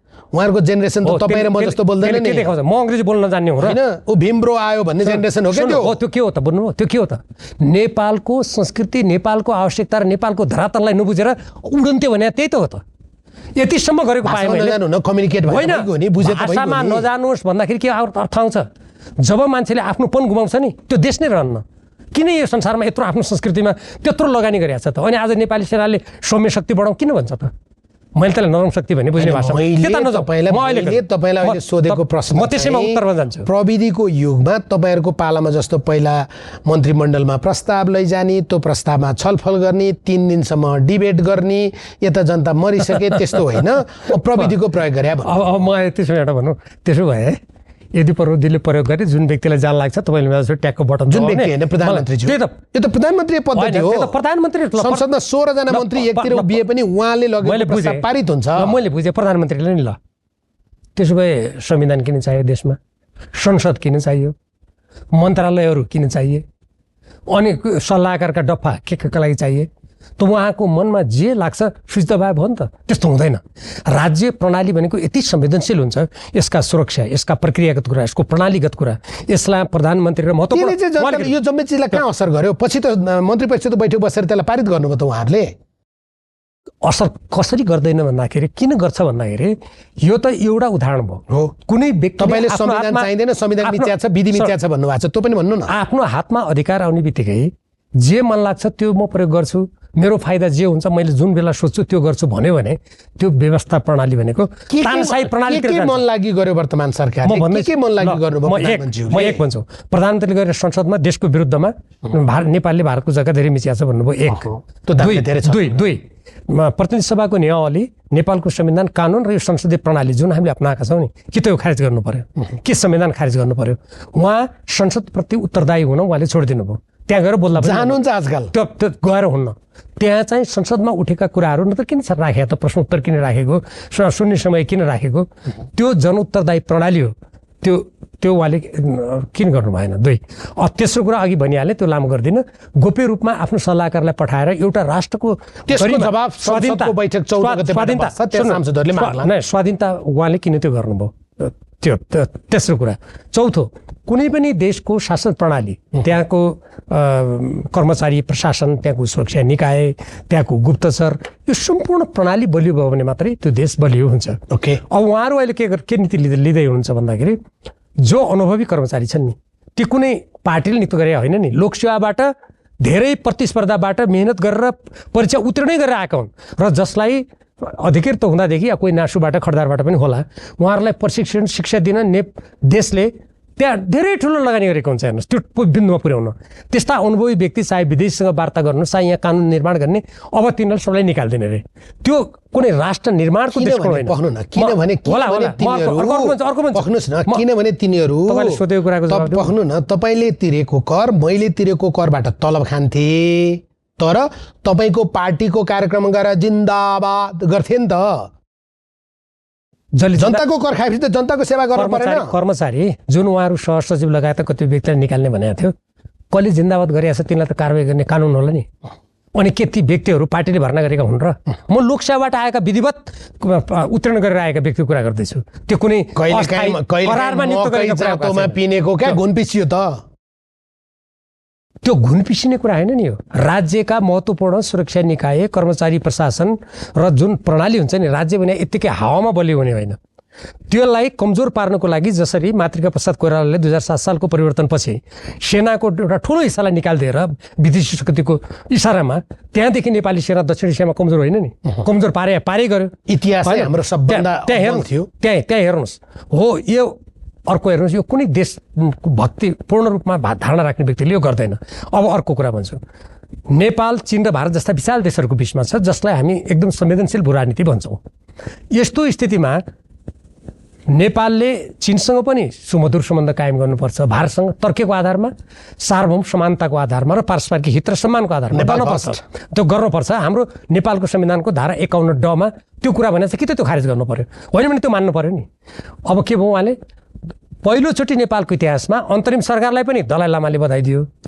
अनि यो सरकारलाई पनि दलाइ लामाले बधाई दियो 24 गते मैले दृश्य देखेँ तपाईँले मेरा भन्दा धेरै दृश्य देख्नु भएको छ किनभने तपाईँ यस्तो सञ्चार क्षेत्रको तपाईँ यति क्रियाशील व्यक्ति हो म धेरै अगाडिदेखि चिन्दछु त्यहाँ तिब्बतियन मूलको रगत अङ्ग्रेजी टिओबी लेखेको थियो मैले नेपालीकरण गरेँ उनीहरूले त्यहाँ के गरे भन्ने कुराका ती दृश्यहरू म टेलिभिजनमा हेरिरहेको थिएँ हो अब त्यो दलाइ लामाको जन्मदिन बनाउन यो सरकारले स्वीकृति दियो यहाँ कता लान लाग्यो देशलाई के नेपालको संविधानको धारा 51 ड खारिज भएको हो मेरो प्रश्न एक त्यति मात्र हो म यो बिर्सी यो फेरि योसँग श्रृङ्खला जनताले बुझ्दैनन् ओके मैले अहिले भर्खरै समाचार के सुनेको छु भने काठमाडौँ विश्वविद्यालयमा अब दलाइ लामा यो सबै सम्बन्धित तिब्बतीयन यसको बारेमा ठुलो त्यहाँ सेमिनार गर्ने रे यसले नेपाल जस्तो देशलाई कहाँ लैजान खोजेको कहाँले जान खोजेको? अनि दलाइ लामाको यहाँ जन्मदिन मनाउनु छ भने पृथ्वीनारायण शाहको बनाऊ न, जसले राष्ट्रलाई एकीकरण गर्यो। राष्ट्रकवि माधव घिमिरेको बनाऊ न, जसले गाउँछ गीत नेपाली ज्योतिको पङ्ख उचाली भन्ने गीत तपाईँले भन्नुभयो। तपाईँले भन्नुभयो होइन, मैले गर्ने भए त्यो गरौँ न भनेर प्रस्ताव गर्दैछु। मेरो जिल्ला गोर्खामा पृथ्वीनारायण नगरपालिका थियो, एक गणतन्त्रको पालामा त्यसको नाम परिवर्तन गरेर गोर्खा नगरपालिका बनाएको। त्यति बेला चाहिँ किन बनाएको? मैले गल्ती भयो भनेर उसै बेला प्रहार गरेको छु। यो राष्ट्रको एकता, राष्ट्रको एक निर्माता भनेको कुनै पनि समाज, राज्य परिवर्तन हुन्छ, सरकार परिवर्तन हुन्छन्, तर आफ्नो इतिहास चीनमा हेर्नुहोस्, भारतमा हेर्नुहोस्, बेलायतमा हेर्नुहोस्, अमेरिका, जहाँसुकै हेरौँ हामी, आफ्नो देशको इतिहास आउने पुस्ताको लागि सुरक्षित रहन्छ। डाक्टर राहुल, एउटा चिज अलि स्पष्ट बनाइदिनुहोस्, तपाईँसँग यसको ज्ञान छ। मैले यो तपाईँ मार्फत दर्शकहरूलाई स्पष्ट गर्नु खोजेको, यो दलाइ लामा प्रकरण चाहिँ अहिले एकदमै सेन्सिटिभ भइरहेछ होइन। हामी हुन त नेपालमा टिबेटन शरणार्थीहरूले बेला बेलामा आत्मदाहको प्रयास गर्ने, उनीहरूलाई हामीले पोखरा लगायतका विभिन्न ठाउँमा शिविरमा राखेको, बेला बेलामा उनीहरूले प्रदर्शन गर्ने थियो। अलि बढी उनीहरू कहिले देखिए भने भदौ 23 र 24 को परिवर्तनको बेलामा सामूहिक रूपमा देखिए भन्ने छँदैछ होइन। त्योसँगै अहिले कुरा कहाँ आछ डाक्टर साहब भने तपाईँले ठ्याक्कै भन्नुभयो, उनको जन्मदिन मनाउन दिनेदेखि लिएर सरकारकै कर्मचारीहरू सहितको संलग्नताको प्रसङ्ग पनि छ। र अझ अगाडि बढेर कुरा कहाँ छ भने भारतले दलाइ लामाको धर्मशाला अब त्यहाँ राख्न नदिने र त्यो अन्ततः नेपाली मूलको व्यक्ति, नेपाली मूलको इन द सेन्स यहीँ जन्मेको ऊ नै दलाइ लामा बन्ने र नेपालमा धर्मशाला बन्ने, यो बाटो गइरहेछ भन्ने जे विषय म सुनिरहेको छु नि। Why is it dangerous? फेरि तपाईँलाई इङ्ग्लिस भाषी आलोचना हुन्छ होला। यो किन खतरनाक विषय हो?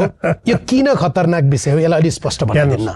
के हुन्छ भने कुनै पनि देश जीवित हुनुको लागि त्यसको भूगोलको रक्षा, त्यसको जीवनशैली, साहित्य, संस्कृति, चलचित्र, सम्पूर्ण कुराको समुच्चय भएर त्यो राज्यको एउटा व्यक्तित्व बन्छ। राज्यको पनि व्यक्तित्व हुन्छ क्या अन्तर्राष्ट्रिय समुदायमा। हामीसँग आणविक परमाणविक शस्त्र त छैन, सेना पनि मातृकाको बेलादेखि नै कमजोर बनाइहाल्यो, देखिहाल्यो सबै। भनेपछि यो तपाईँले जे भन्नुभयो नि, यसले म यही कुरामा मेरो आपत्ति छ नि, घोर आपत्ति छ। मैले यही कुरामा केपी ओलीदेखि लिएर बाबुरामले जुन बेला प्रबुद्ध व्यक्तिसम्मको झोला बोकेर दिल्लीबाट यहाँ आउनुभयो नि, इपिजी मैले उसै बेला भनेको थिएँ, मनमोहन अधिकारीजीले 1950 को सन्धिको पुनरावलोकन गर्ने जुन सहमति भएको थियो त्यसलाई सिद्ध्याउनुको लागि षड्यन्त्र हो भनेको थिएँ। अहिले त प्रश्न भयो नि। त्यति बेला भीमरावले यतै विरोध गर्यो। मेरो विरोध होइन, तपाईँको छवि नै विरोधी नै छ। होइन, अरू देशले मेरो देश महान हो, मेरो राष्ट्र बचाउनु पाउनुपर्छ भन्ने हामीले भन्न नपाउने।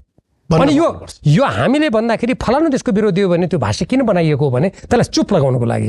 पैसाले चुप लागेन, जेल हाल्दा चुप लागेन, मार्छु भन्दा चुप लागेन, अब के भन्ने त भन्दाखेरि त्यस्तै कुरा गर्ने। त्यसैले यो जुन दलाइ लामाको प्रसङ्ग छ नि, कल्पना गरौँ हामी एकछिन, म यहाँबाट यो प्रसङ्ग, यो जुन दलाइ लामाको कुरा तपाईँले पनि उठाउनु भयो होइन, र पछिल्लो दिनमा यो विषय एकदम सेन्सिटिभ रूपमा उठाउने काम गरिरहेको छ। मैले त केसम्म पनि सुने डाक्टर साहब भने अमेरिकाको खास गरी संलग्नता, भारत अमेरिका र चीनको सम्बन्धको विषय पनि होला। र दलाइ लामा जसरी धर्मशालामा भारतमा बसिरहेछन्, उनलाई चाहिँ त्यो धर्मशाला भारतले राख्न नदिने, किनभने अल्टिमेटली भारत र चीन उनीहरू व्यापारका लागि पनि एक ठाउँमा आउँछन् र पछिल्लो यो शताब्दी चाहिँ एसियाको शताब्दी हुनका लागि पनि उनीहरू एक ठाउँमा आउनुपर्छ। त्यसो हुँदा नेपालमै जन्मिएको व्यक्ति या नेपालमै चाहिँ दलाइ लामा हुर्काउने र नेपालमै धर्मशाला राख्ने सम्मको विषय आइरह बेलामा तपाईँले दलाइ लामाको जन्मदिन मनाउन दिएको अनुमतिदेखि लिएर दलाइ लामाको कार्यक्रम गर्ने सम्मको जे विषय भन्नुभएको छ, मैले नबुझेको या मेरो दर्शकलाई तपाईँले बुझाइदिनु पर्ने कुरा, दलाइ लामा हाम्रो मुलुकका लागि यति धेरै संवेदनशील विषय किन हो भनेर सोधेको। यो प्रश्न छ। हामी एउटा विशाल दुईटा देशहरूको बिचमा छौँ। हाम्रो देशले धेरै लामो समयदेखि पञ्चशीलको सिद्धान्तको आधारमा, असंलग्नता, संयुक्त राष्ट्रको बडापत्रको आधारमा आफ्नो अन्तर्राष्ट्रिय सम्बन्धलाई अगाडि बढाउने बाटो लिएको छ र नेपालको संविधानको धारा 51 ड मा त्यो कुरा अङ्कित छ। यसको विपरीत यो संविधान खारेज भएपछि हामी मनपरी गर्छौँ, कुनै देशको एउटा पछि लाग्छौँ भनेर कसैले भन्यो भने त्यो त्यसै बेलाको कुरा सोच्ने कुरा हो। अहिले त्यो गर्ने छुट कसैलाई पनि हुन सक्दैन, संविधानले दिँदैन, त्यो दिँदैन। र हाम्रो अभ्यास संविधान कुनै कुराले, इतिहास कुनै कुराले पनि दिन्न।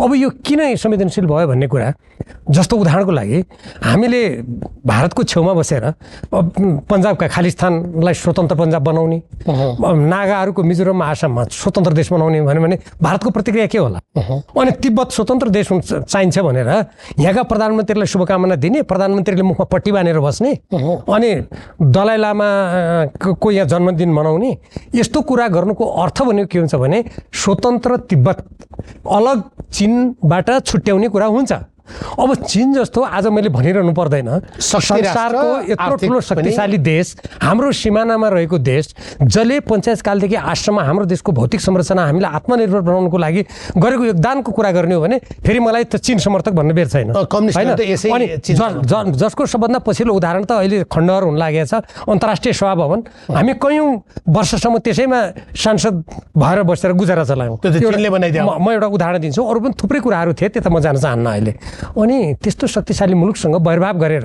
तिम्रो तिब्बतलाई स्वतन्त्र बनाउने, तिम्रो त्यहाँको शासक दलाई लामालाई यहाँ पाल्छौँ भनेको नेपालले ठेक्न सक्ने कुरा हो। फेरि त्यो प्रश्न छ। एक चीन नीति त हामीले मान्दै आएको। अनि एक चीन नीति भनेको त्यो ताइवान मात्र होइन, तिब्बत समेत त्यसमा समावेश हुन्छ।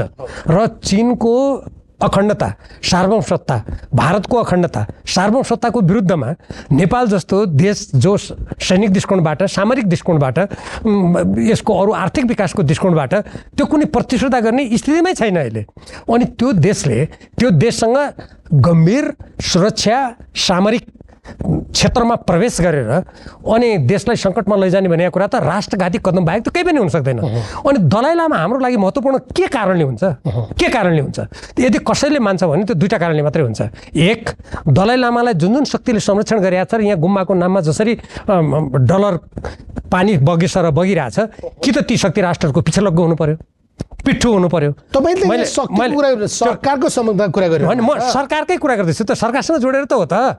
दलाई लामाको बारेमा जसरी त्यो मैले अघि भर्खरै भने विश्वविद्यालयमा, काठमाडौँ विश्वविद्यालयमा सेमिनार गराउँदैछ, यहाँ जन्मदिवस मनायो, सरकारले स्वीकृति दियो, विदेशी राजदूतहरू र सरकारका कतिपय कर्मचारीको संलग्नता भनेको यो घोर आपत्तिजनक र नेपालको राष्ट्रिय सुरक्षा, नेपालको असंलग्न नीति, नेपाललाई जोगाएर लैजाने कुराको विरुद्धमा छ यो। त्यसैले दलाई लामाको कुरालाई यहाँ बढी उचालेर तिनलाई स्थान दिनु भनेको एक चीन नीति जुन नेपालले अपनाउँदै आएको छ त्यसको विपरीत त हुँदै हो, नेपालको संविधानको धारा 51 को विरुद्धमा त हुँदै हो। त्यसको साथसाथै सामरिक दृष्टिकोणबाट, सुरक्षाको दृष्टिकोणबाट नेपाललाई नयाँ किसिमको शक्ति राष्ट्रहरूको कोपभाजनमा पारेर नेपाललाई सङ्कटग्रस्त बनाएर केही दलालहरू जो यो नेपाल सङ्कट आएपछि भागेर हवाईजहाज चढेर ती देशमा जाने कल्पना गरिरहेछन्, तिनीहरूको नीत स्वार्थ बाहेक यो केही पनि हुन सक्दैन। हो, म कहीँ सुन्दै थिएँ होइन, यी नेताहरू, पुराना दलका नेताहरू चाहिँ असफल हुँदाखेरिमा हेलिकप्टर चढेर कहीँ लुकिने ठाउँमा पुगे, तर अहिलेका सत्ता सञ्चालकहरू चाहिँ जुन दिन उनीहरू सत्ताबाट ओर्लिनेछन् त्यो दिनमा कम्तीमा पनि यो देशमा बस्ने छैनन् भनेपछि त तपाईँले भनेको र मैले सुनेको कुरा काहीँ न काहीँ मिल्यो? होइन, त्यो त निश्चित हुन्छ। किनभने कुनै पनि देशको सार्वभौमसत्ता, स्वतन्त्रता, अखण्डता, स्वाधीनता, इतिहास, संस्कारको विरुद्धमा गएर कुनै शक्ति राष्ट्रको पिछलग्गो भएकाहरू, चाहे भियतनाम युद्धमा देख्नुहोस्, चाहे अफगानिस्तानको इतिहास हेर्नुहोस्, कुनै पनि देशको इतिहास हेर्नुहोस्, त्यस्तो व्यक्तिहरूले त देश छोड्नु बाहेकको विकल्प हुन्छ। बालेन सरकारलाई आजको दिनमा देशका विरुद्धमा काम गर्नुपर्ने, कसैको पिछलग्गो हुनुपर्ने, कसैको गोटी हुनुपर्ने किन छ र? 5 वर्षका लागि यति सेफ म्यान्डेटका साथ यो सरकार आछ, यो सरकारले अर्काको आड भरोसा लिनुपर्ने, अर्काको भित्तोमा टाँसिनुपर्ने के कारण छ? कति राम्रो कुरा गर्नु पर्यो, नहुनुपर्ने हो।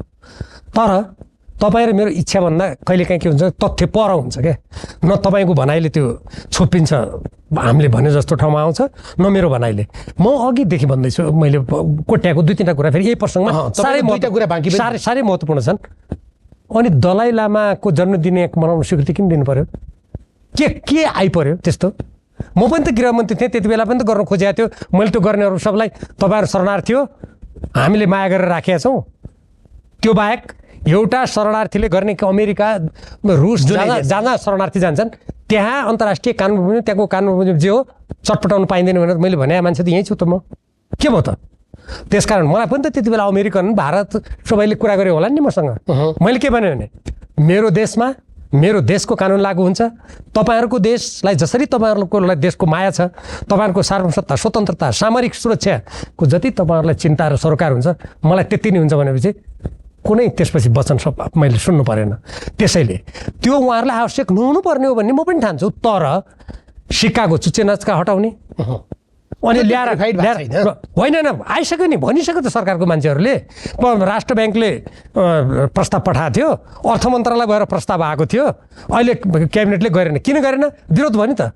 त्यो राष्ट्र ब्याङ्कदेखि अर्थ मन्त्रालयबाट त्यो आउनेको अनुसन्धान गरौँ न त। सरकारले तथ्य ल्याओस्। त्यहाँनिर नि एउटा विवादित कुरा बोलिदिनु भयो नि, खास गरी जुन गुम्बा आजभन्दा तपाईँ हामीले मितिका हिसाबले हेर्ने हो भने त्यो झन्डै 1200-1300 वर्ष अगाडि बन्या हो। पशुपतिनाथ कति वर्ष अगाडि बन्यो? भन्नुहोस् न। र त्यो नेपालका बुद्धिस्टहरूको या नेपालको संस्कृतिको हाम्रो परम्पराको हिसाबले हेर्दा पनि विश्वमै त्यो अनुपम छ। त्यसको प्रतिमूर्ति त्यहाँ राख्दाखेरिमा तपाईँलाई आपत्ति चाहिँ किन? मैले आपत्ति त्यो दृष्टिकोणबाट गरे होइन। स्वयम्भूनाथ त्योभन्दा अनुपम छैन? छ। लुम्बिनी छैन? छ। अनि त्यो सिक्कामा राख्ने बुद्धि किन नआएको? र जति बेला स्वयम्भू राख, पशुपतिनाथ पनि राख भन्न मिल्यो। होइन, त्यो नेपालको विश्वमै कुनै पनि गुम्बा त्यतिको पुरानो छैन। नक्सा किन हटाएको? नक्सा किन हटाउनु पर्यो? त्यो त एउटा चिज राख्नु पर्यो नि त अर्को चिज हटाउनु पर्यो। हो, त्यो अहिलेको प्रसङ्गमा जब नेपालको 24 गतिको घटनामा विभिन्न प्रसङ्ग उठिरहेको बेलामा सिंहदरबार, सर्वोच्च अदालत जस्ता, हाम्रो संसद जस्ता र कैयौँ हाम्रा राज्य प्रणालीका जुन खम्बाहरू हुन् तिनीहरूलाई ढाल्नको लागि रासायनिक समेत प्रयोग गरेर त्यहाँ आगजनी भएको छ भन्ने कुरा आएको छ। 24 गतिको घटनाको बारेमा कुनै छानबिन हुँदैन। मान्छेका घरहरू जलाइएका छन्, निर्दोष मान्छेको व्यापार व्यवसाय खतम पारिएको छ, राष्ट्रको अरबौँ क्षति भएको छ। यस प्रसङ्गमा जुन गुम्बाको प्रसङ्ग आएको छ त्यो गुम्बामा जुन एउटा देशको कुन एउटा बाह्य शक्तिशाली देश अमेरिकाको संलग्नताको कुरा जुन आएको छ त्यही गुम्बा छान्न किन पर्यो? किन स्वयम्भूनाथ छान्न परेन? त्यहाँ प्रश्न छ। प्रश्न उठ्छ तपाईँकै फेसबुकमा आएको कमेन्टमा प्रश्न के छ? लुम्बिनी किन आएन? हिजोसम्म अमेरिकाले दिएका कुन कुन बजेट लिएर तपाईँहरूले चाहिँ कतिवटा परियोजना बनाउनु सिक्कामा राखेको छ, बनाउनलाई लिनुभयो, नोटमा राखेको छ। उता अमेरिकाले दिएको डलर भत्ता खाएर कतिपटक अमेरिका घुम्न जानुभयो? यो मूर्खतापूर्ण उनीहरूको तर्क हो। अहिले आएर अमेरिकाले त्यो गुम्बामा चाहिँ सहयोग गरेको छ भन्ने नाममा विरोध गर्नु चाहिँ त्यो होइन, आफ्नै आङ कन्याएर छारो उडाउनु। त्यो होइन, त्यो चाहिँ एकदम सतही मूर्खतापूर्ण प्रश्न हो त्यो। किन हो भन्दाखेरि कुनै पनि देशले चीनको पनि ऋण लिएको छ अमेरिकाले, तर चीनको पैसा लिएको हुनाले चीनले जे गर्यो त्यो ठिक छ भन्छ अमेरिका? कुनै पनि दुई देशको गुम्बा अमेरिकाको नेपालको होइन, त्यही गुम्बा किन छान्नु पर्यो? त्योभन्दा त पुरानो स्वयम्भू छ त, लुम्बिनी छ त, प्रश्न उठ्दैन। त्यसकारण मैले त्यो गुम्बाको अपमान गरेको होइन कि म के भन्नु खोज्दैछु भने लेखाइ त गुम्बाकै अपमान होइन, मेरो लेखाइले गुम्बाको अपमान गर्दैन।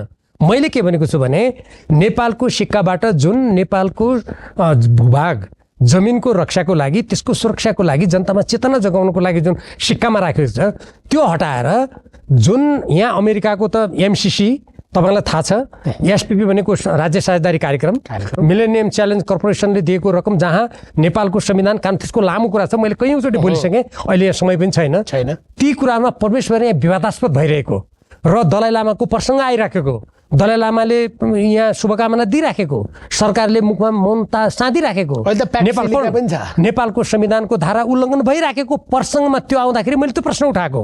जहाँसम्म विभिन्न देशले दिएको सहयोग किन लिएको भन्ने प्रश्न, रुसले दिएको छैन, चीनले दिएको छैन, भारत जापान अरू देशले दिएको छैन। अनि जसले जे सहयोग गरेका छ त्यो सहयोग गरेको सिक्कामा राख्दै जाने हो र?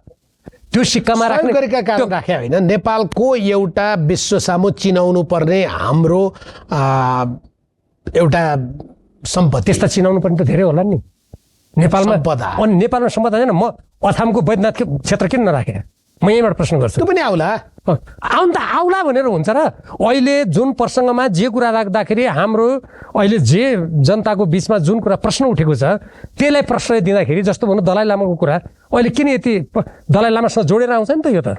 अनि हो, यो मैले किन उठाएको त भने नेपाललाई सामरिक रूपमा जब मुस्ताङमा त्यहाँ जुन युरेनियम छ त्यो युरेनियम समेत विदेशीहरूलाई दिनुको लागि षड्यन्त्र हुँदैछ भन्ने कुरा चर्चामा आइराखे, सिमानाको कुरा एकदमै संवेदनशील भएर आइराखे, दलाइ लामाका मान्छेहरू यहाँको आन्दोलनमा पनि लागेका कुरा, हाम्रा सम्पदामा आगो लगाउन लागेको कुरा प्रसङ्गमा आइराखेको बेलाको प्रसङ्ग जोडेर अनि देशको सिमानामाको रक्षाको कुरा एकदम संवेदनशील भइरहेको बेलामा त्यो नक्सा हटाई किन राख्नु पर्यो भन्ने प्रश्न उठ्दैन र भने त्यो प्रसङ्ग भने हो। अघि तपाईँ दलाइ लामा कुराको एउटा प्रसङ्ग छुट्या छ, किन संवेदनशील भयो भन्दाखेरि नेपाल जस्तो देशले भारत वा चीन कुनै पनि देशको भूभाग स्वतन्त्र अलग राज्य हुनुपर्छ भन्ने व्यक्तिलाई यहाँ ल्याएर त्यसलाई पाल्नु, स्थापन गर्यो, पाल्यो, त्यस्तो व्यक्तिलाई पाल्नु, संरक्षण दिनु भनेको, सेलिब्रेट गर्नु, उसको समर्थन गर्नु, उसलाई प्रश्रय दिनु भनेको के हो त? नेपालको सार्वभौमसत्ता, नेपालको सुरक्षालाई सरासर खाल्डामा हाल्नु। त्यसकारण यो कुरा संवेदनशील छ। यो नेपाली जनताले बुझ्नुपर्छ, नत्र दलाइ लामाको त हामीलाई मतलबै राख्दैन थियो नि। अब अर्को तपाईँलाई मेरो 2टा कुरा छुट्या छ भन्नुभएको थियो, त्यो चाहिँ के छुट्या थियो? हो कि बिर्सिनु भयो? होइन, बिर्सेको छैन। मलाई त्यो प्रसङ्गमा अब ठ्याक्कै त मिल्छ कि मिल्दैन। नेपालमा जस्तो अहिलेको सरकारको प्रसङ्गमा कुरा गर्दा किन यो सरकारको यत्रो चाहिँ मत प्राप्त गरेर पनि किन यो कुरा उठाउनु पर्ने भयो भन्ने सन्दर्भमा राज्य भनेको एउटा उसको 2टा महत्त्वपूर्ण काम हुन्छ। एउटा सिमानाको उसले रक्षा गर्नुपर्छ र जनताको सुरक्षा गर्नुपर्छ। जनताका मूलभूत हित र सिमानाको रक्षा गर्न नसक्ने सरकारको औचित्य रहँदैन। र यस प्रसङ्गमा यो सरकारका प्रधानमन्त्रीले बोलेका कुरा र यो सरकारका कतिपय महत्त्वपूर्ण यो राष्ट्रिय स्वतन्त्र पार्टीका निकट रहेका मान्छेहरूले गरेका व्यवहारहरू त्यो कुरासँग मेल खाँदैन, त्यसको विपरीत छन्। उहाँहरूले त्यो रोक्नुहोस्। जस्तै प्रधानमन्त्रीको जस्तै प्रधानमन्त्रीजीले धेरै ठाउँमा नेपालले भारतको जग्गा मिचेको छ भन्दाखेरि मैले अघि परराष्ट्र मन्त्रालयको प्रसङ्ग कुरा कोट्याएको थिएँ। उसले जुन क्रस बोर्डर अकुपेसन भनेर अङ्ग्रेजी भाषा घुसाएर एकले अर्को देशको सिमानाको भूभागलाई हडपेको या कब्जा गरेको भन्ने जुन भनेको छ, त्यो कस्तो थियो भन्दाखेरि मैले गृहमन्त्री भएर अध्ययन गरेको छु नि त। म त फेरि यो नक्सामा यसै पनि अध्ययन गरेको व्यक्ति हुँ। त्यो के हो भन्दाखेरि सिमानाको रेखाङ्कन जानेर प्रश्न छैन, जहाँनिर प्रश्न नभएको वा रेखाङ्कन गर्दाखेरि थातिरहेको ठाउँलाई नेपालका मान्छेले भारतको भूमि भनेको भए तापनि खेतीपाती गरिराखे र भारतका मान्छेले नेपालको खेतीपाती गरेका कुरालाई त्यसलाई कब्जा र हडेपेको भन्नु मिल्दैन थियो। त्यसकारण यदि परराष्ट्र मन्त्रालयको कुरा त्यो टालो थोत्रो टालो हो, मैले त्यसैले भनेको थिएँ, भङ परेको टालो, त्यस बेला मैले भनेको थिएँ। किन भनेको भने यदि प्रधानमन्त्रीले भनेको कुरा त्यस्तो होइन भनेको भए परराष्ट्र मन्त्रालयले के भन्नु पर्थ्यो भने नेपालले कहीँ पनि जग्गा कब्जा गरेको छैन, यो रेखाङ्कन स्पष्ट नभएको ठाउँमा यताउता परेको हुनसक्छ भने उसको इमान्दार कुरा आउँथ्यो। त्यसकारण यसमा एकजना जेनजी भन्ने नै, म त युवा पुस्ता भन्छु, यो फेरि यसको समाजशास्त्री अमेरिकाबाट कसरी यो धारणा आयो त्यसको बेग्लै कथा छ। किन यहाँको दिमागमा इन्जेक्सन हालेर यो औषधि जस्तो गरिँदैछ त्यसको बेग्लै कुरा छ, म त्यतातिर जान चाहन्न। त्यसकारण परराष्ट्र मन्त्रीले त्यो बोलेको कुरा र महाधिवेशनमा अघि तपाईँले बोलेको जुन कुरा छ त्यो कुनै स्पष्टीकरण होइन, त्यो थोत्रो टालो हालेको कुरा हो र ढाकछोप गर्ने कुरा मात्रै हो। दोस्रो कुरा, तेस्रो, यो मैले राष्ट्रिय सुरक्षासँग सरकारको बाध्यताको कुरा गरेँ। अब जनतासँग कुरा गरौँ। जुन सुकुम्बासीदेखि लिएर जे जति कुराहरू अहिले उठिराखेका छ, यो कस्तो हुन्छ भने कुनै सरकारी जग्गा, सार्वजनिक जग्गा त्यहाँ कब्जा गर्ने अनि त्यहाँ चाहिँ मनपरी गर्ने कुराको म पनि सख्त विरुद्धमा छु। त्यो गर्न पाइन्न। तर भन्नुभयो, तर हिजोका दिनमा कार्यकर्ताहरूलाई बस्न दिइरह्यो होइन, हामीले दिएको छैनौँ। तपाईँको पार्टी त अझ अहिले तपाईँ जुन पार्टीमा हुनुहुन्छ त्यो पार्टीले जनताका सम्पत्ति कब्जा गरेर झन्डा हालेर बस्छ। त्यो होइन, म तपाईँलाई एउटा उदाहरण दिन्छु, सानो उदाहरण दिन्छु। म नेपाली जनतालाई त्यो एउटा कुराले धेरै कुरा बुझ्न मद्दत पुग्ला भन्ने मलाई लाग्छ। जुन बेला म गृहमन्त्री थिएँ त्यो बेला कैलालीको डुडेझारीमा झन्डै 15,000 व्यक्ति, त्यहाँ सैकडौँ बिघा जमिन, त्यहाँ एकदमै राम्रो। तपाईँ जाँदाखेरि कर्णाली पुल तरेपछि हेर्नु होला, बलचर पनि भनिन्छ त्यसलाई, दाहिनेतिर हेर्नु होला डुडेझारी, अहिले त्यहाँ सशस्त्र परि बसिएको छ। मैले नि पठाएको त्यहाँ बस्न लाउनु। त्यति बेला 15,000 मान्छेले त्यहाँ कब्जा गरे र अरू त्यहाँबाट कैलाली दाङ कब्जा गर्ने कुरा गरे। मैले गृहमन्त्री भएर खाली गरिदिएँ नि। कहाँ कब्जा गर्नु चाहिँ पार्टीले अनि कब्जा गरे पनि हुन्छ, कुनै व्यक्तिले गरायो होला आफ्नो स्वार्थमा, होइन? त्यसकारण त्यो खाली गर्न सकिन्छ, खाली गर्नुपर्छ। तर म भन्छु नि, तर कतिपय हामीले पहिले देखिदिएका उत्तरदान, त्यो बेलाको जुन अवस्थाले सिर्जना गरेको अवस्था हुन्छ, जनता त प्रथम जनता हो नि। त्यसकारण पहिले के गर्नु पर्थ्यो भने त्यहाँ अध्ययन गर्नु पर्थ्यो। किनभने होला जसले ल्याएर राखेको थियो पत्ता लगाएर उनलाई पनि कारवाही गरौँ न, म पक्षमै छु त्यसको। तर केटाकेटी, गर्भवती महिला, बिरामी, बुढाबुढीलाई बिचल्ली पारेर हुँदा अहिले जुन संरक्षण गर्ने स्थलमा राखेको छ, होइन, आश्रय स्थलमा, आश्रय स्थल भन्नु छु म, आश्रय स्थलमा राखेको छ, त्यो आश्रय स्थलबाट तिमीहरू अब के भन्ने रे भन्दाखेरि गइहाल भन्यो पहिले सरकारले। व्यापक विरोध भएपछि तिम्रो कुन जिल्लाबाट तिमी पहिले आएका थियौ त्यही पठाइदिने। अब तपाईँ यो के हो त? होल्डिङ सेन्टर भनेको, आश्रय स्थल भनेको त केही समयको लागि राख्ने हो नि त, त्यो सधैँको लागि घर बनाइदिया हो र? मैले सधैँको लागि बनाइदिएँ भने होइन। सरकारको जनताप्रतिको कर्तव्य पहिलो हुन्छ। जनतालाई मारेर बिचल्ली पारेर, हेर्नुहोस् तपाईँ कतिपय पुँजीवादी भनिएका देशहरू पनि मैले हेरेको छु। मान्छे बिरामी भयो भने अस्पतालमा गयो भने पहिले त्यसमा पैसा सकिन्छ भने सोध्दैन, पुँजीवादी देशमा। मैले अमेरिकामा गएर हेरेको छु, पहिले उसको उपचार गर्छ, अनि पछि उपचार भइसकेपछि अनि कहाँ हो के हो पैसा तिर्न सक्ने आफन्त को छ। अनि यो जम्मै ज्ञान चाहिँ अहिले किन आएको भने अहिले आएको होइन, पहिलेदेखि आएको, पहिलेदेखि हामी गरिरहेछौँ। तर हामी कुन यो बेला 4 महिना चाहिँ यति धेरै ज्ञान आउने र महाज्ञानी हुने, त्योभन्दा अगाडि आफ्नो हातमा डाडु पनि हुँदाखेरिमा चाहिँ आँखा चिम्लिएर बस्ने। मैले यही कुरा नगरौँ भन्दा त केपी ओलीले मलाई पार्टीबाट निकाल्यो, तपाईँले देख्नु भएको छैन? होइन, चुनाव लडाइ भएर निकालेको। कहाँ चुनाव? केपी ओलीसँग जब तपाईँ न्यु खोज्न जानुभयो, सिङ जुदाउन जानुभयो नि सौरामा, त्यो लड्नुको त मैले यतिकै 15 जनालाई गरेँ होइन नि। मैले के गरेको भन्दाखेरि यी राष्ट्रको राष्ट्रियता, लोकतन्त्र, विधि, पद्धति, सिद्धान्त, आदर्श कि त हामी किताबमा नलेखौँ, त्यो अनुसार चलौँ भन्दाखेरि नमानेपछि चुनौती दिएको मैले। त्यसो हो नि त। तपाईँ जसरी प्रस्तुत भइरहनु भएको छ या बाहिर जे प्रकारको विश्लेषण अहिले राजनीतिक रूपमा गरिँदैछ, यो सरकार चाहिँ अहिले तपाईँले भन्नुभएको थियो मन्त्री परिषदका निर्णयका कुरा या संविधान नमान्ने कुरा या विधि नमान्ने कुरा, उहाँका सहयोगीहरूका एक्टिभिटिजका कुरा, पार्टीका मान्छेहरूको अभिव्यक्तिका कुरा, यो हेर्दा यो सरकार पनि तपाईँहरूका पालाका सरकार जस्तै काम के भनेपछि सरकार फेर्ने भन्ने हालतमा पुग्ने भयो। मलाई सबभन्दा चिन्ता के लागिरहेको छ भने नि, जसरी पहिले कतिपय व्यक्तिहरूले त्यत्रो आलोचना हुँदाहुँदै हामीले पार्टीभित्र पनि कयौँ मान्छेले सङ्घर्ष गरेका छन्, सबैले उस्तै ठिक छ भनेका छैन। त्यति भन्दै पनि विदेशको अगाडि बसार पर्ने, स्वार्थको लागि गोप्य गतिविधि विदेशसँग गरिदिने, जुन कुरा एउटा देशभक्तले गोयललाई मध्यरातमा एक्लै बालुवाडाँडा मैले त्यही बेला चिया बिस्कुट खुवाउने होला नि, मैले कत्रो ठुलो आलोचना गरेको थिएँ, मलाई कति प्रहार भएको थियो होइन। अनि मैले त्यो भोलि बिहान कत्रो विरोध गरेको थिएँ, तपाईँलाई सम्झना होला नि। तर तपाईँकै नेताहरूले खाए, त्यही त मैले अहिले तपाईँसँगै छन्। त्यही त मैले कति गलत भयो त्यो भनेको थिएँ। त तिनीहरूसँग गलतहरूसँग बस्ने पनि गलत हुन्छ भने मैले भने यस्तो हुन्छ, यस्तो हुन्छ।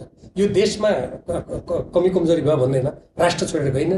देश छोड्नुहोस् भने हो र? पार्टी भने कसैको कम्पनी होइन नि, व्यक्तिगत हो र कम्पनी, पार्टी भने हुँदा यत्रो आलोचना गर्नुहुन्छ, अहिले त ओलीसँगै घाँटी मिलाउनका लागि तपाईँहरू चाहिँ उत्तरसिएर बस्नु भएको छ। जुन त्यो घाँटी जोड्ने कुरा छ त्यसमा पनि मेरो एउटा भनाइ के छ भने, तपाईँले त्यो सरकारबाट सिद्ध्याएर यसम्म भन्छु, त्यो के छ भने सरकार यत्रो ठुलो हामी राम्रो काम गरेर आउँछ भनेपछि राष्ट्रिय सुरक्षा, राष्ट्रिय स्वाभिमान, स्वाधीनता सबभन्दा 1 नम्बरमा आउँछन् ती कुराहरू।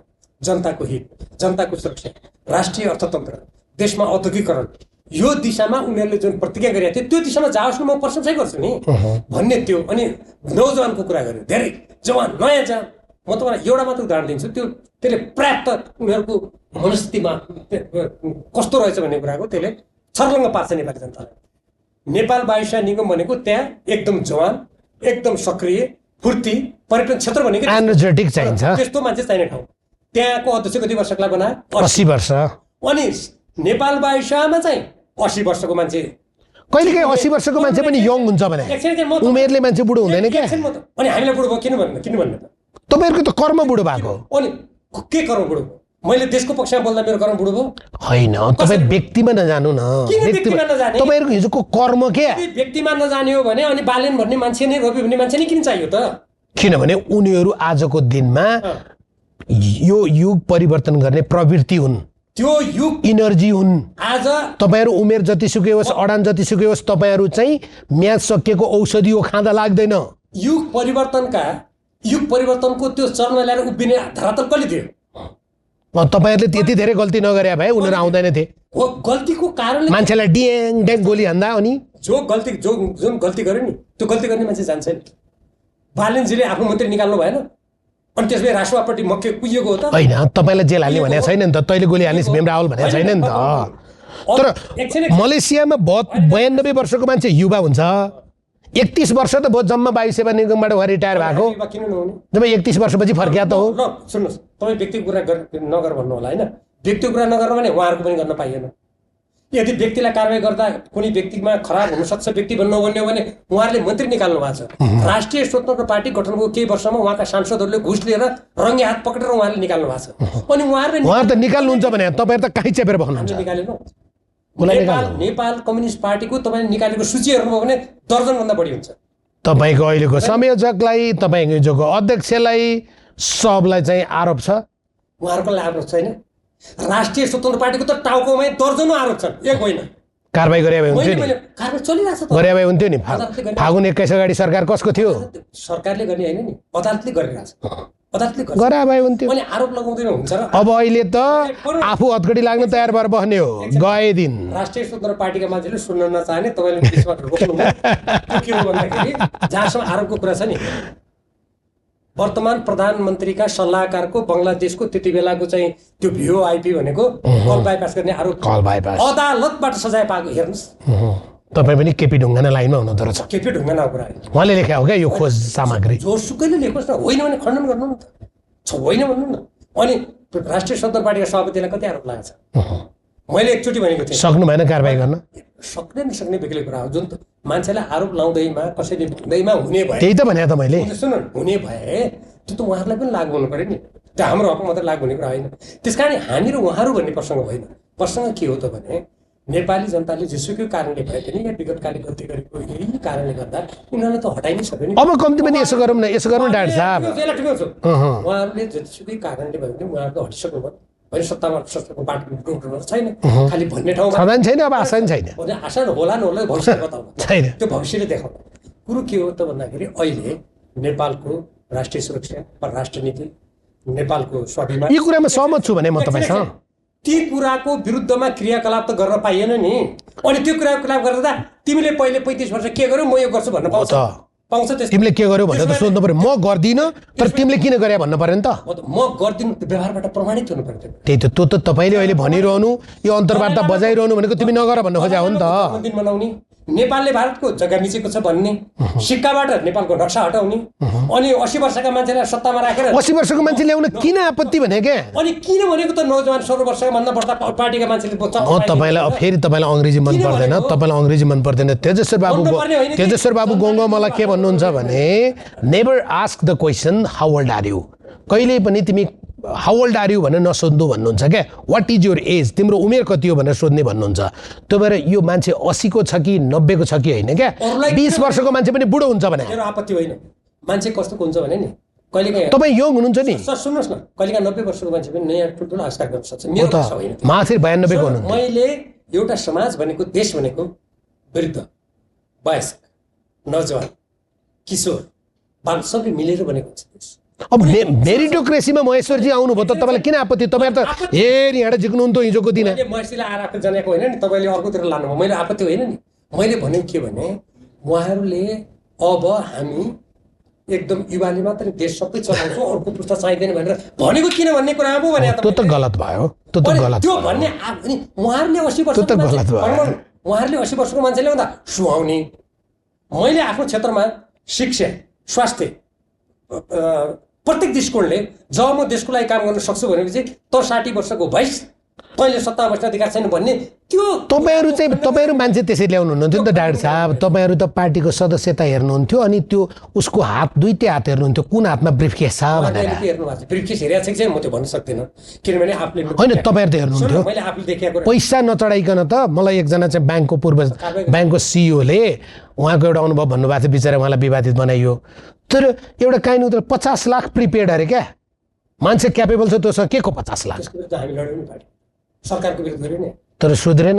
त्यसको घाउ बाँदरको जस्तो भयो। सुध्रिनुमा त भोग्नु पर्यो नि स्थिति हो त नि। अनि उहाँहरू सुध्रिनु उहाँहरूले गर्नु, उहाँले भोग्नुहुन्छ। अनि उहाँहरूले त्यही कुरा उठाएको मैले। सही। जस्तो जर्मनी र फ्रान्सको म राजधानीको कुरा ल्याउँछु, हिजो अरूलाई भने होइन, अहिले के आएको कुरा संवैधानिक अङ्गको मान्छेलाई लिएर गएर तपाईँ त्यत्रा घन्टा थुनेरै राख्यो नि। एकछिन म भन्छु, फ्रान्सेली कम्पनीसँग एकदम हिमसिम गरेर जर्मन कम्पनीलाई त्यहाँबाट बाहिर राख्न एउटा समूह लाग्यो भने त क्षति आइरहेको छ। त्यो पनि सरकारी कम्पनी, फेरि सरकारी कम्पनी आइरहेको छ।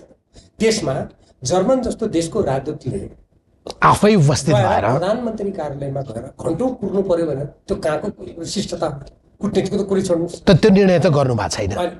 निर्णय त विरोध भयो, उहाँ त्यही पार्टीभित्रै विरोध भयो भने त हामी हेरिरहेको छ। मैले भन्नु खोजेको कुरा के हो भने मैले गल्ती नगर्नुहोस्। हिजो जो तपाईँहरूले गर्नुभयो उहाँहरूलाई यो गल्ती गर्न छुट छैन। आलोचना गर्न खोजेको मैले भन्नु खोजेको के हो भने उहाँका घोषणापत्रमा उहाँले जे कुरा अरूमाथि प्रहार गर्नको लागि जे कुरा उहाँहरूले भन्नुभयो त्यो कुरा उहाँहरू आज गर्दै हुनुहुन्छ। त्यसकारण अरूमाथि औँला ठडाउने मान्छेले सबभन्दा पहिले के गर्यो भने कुरा त्यो गर्न पाउँछ त होइन। त्यसो गर्नुभयो भने नेपाली जनता शक्तिशाली छन्, नेपाली जनता सार्वभौम छन्। 4.5 वर्षपछि फेरि चुनाव आउँछ, उहाँहरूले पनि देखाइदिने हो। तपाईँहरूलाई देखाइदिएको उहाँहरूलाई पनि देखाइदिने हो। देखाइदिनु। तर मलाई हेर्नुहोस् बाहिर मलाई चिन्ता के लाग्छ भने जनताले देखाउनु त देखाउँछन्, हामीले 7 सालदेखि देख्यौँ हो। तर यो देखाउने क्रममा देशपछि नपरिसकोस्, जनता त बर्बाद हुने भयो। मलाई चिन्ता त्यो कुरामा हो क्या। तपाईँको चिन्ताप्रति मेरो 100% समर्थन छ। अब कार्यक्रम सकौँ? हुन्छ। किनभने तपाईँहरूमा एउटै बिन्दुमा आयौँ कि सरकारले हिजो गरिएका जस्तो गल्ती नगरोस्, जनता र देशलाई शिरमा राखोस्। हामी त सरकारको विरोध गरेर होइन नि, क्रियाकलापको पो विरोध गरे त, जो जनघाती देशघाती हुन्छ औल्याएको। तपाईँहरू यो सुधार्नुहोस्, यस्ता गल्ती नगर्नुहोस्, यही भने होइन त? तपाईँलाई त राष्ट्रपालले यति भने स्वागत गर्छ होला। होइन, स्वागत गर्ने नगर्ने उहाँहरूको कुरा हो। म एउटा देशभक्त नागरिकको हैसियतले तथ्य सत्यको आधारमा यो राष्ट्रको हितलाई सर्वोपरि राखेर म भनिरहन्छु, बोलिरहन्छु। तपाईँको राष्ट्रवादी अडानप्रति हामी सबैको समर्थन छ। मेरो कर्तव्य हो, त्यो मैले भनिरहन्छु। सबै नेपाली जनताले भन्नुपर्छ। हस्, तपाईँलाई धेरै धन्यवाद। द नेसन स्पिक्समा आज हामीसँग डाक्टर भीम रावल हुनुहुन्थ्यो। भीम रावल साँच्चै राष्ट्रवादी विषयमा, राष्ट्रका पक्षमा बोल्ने विषयमा निरन्तर रूपमा उभिरहेको मान्छे। तर कतिपयले यसलाई के भन्छन् भने फेरि बोल्ने बेलामा एउटा अनि खास्टो ओढेर घिउ खानै भन्छन्। यदि कसैप्रति उसको नियतमाथि तिमीलाई शङ्का छ भने कारवाही गर, होइन उसले भनेको कुरा राम्रो लाग्छ भने त्यसलाई अप्रिसिएट गर, त्यसलाई कम्तीमा प्रोत्साहित गर। गल्ती काम नगर भन्दाखेरि त्यसलाई विरोध होइन, त्यसलाई स्वस्थ आलोचना सम्झ। अनि जसले तिम्रो आलोचना गर्छ त्यसलाई मित्रु सम्झ। जो तिम्रो चाकडी गर्छ नि, जो तिम्रो वरिपरि घुम्छ नि, त्यो शत्रु सम्झ। त्यति बेला तिमी सही निर्णयमा पुग्नेछौ। पूर्व उपप्रधानमन्त्री, गृहमन्त्री, नेपाली कम्युनिस्ट पार्टीका नेता डाक्टर भीम रावलसँगको आजको यो कुराकानी द नेसन स्पिक्स यही सकिन्छ। नमस्कार।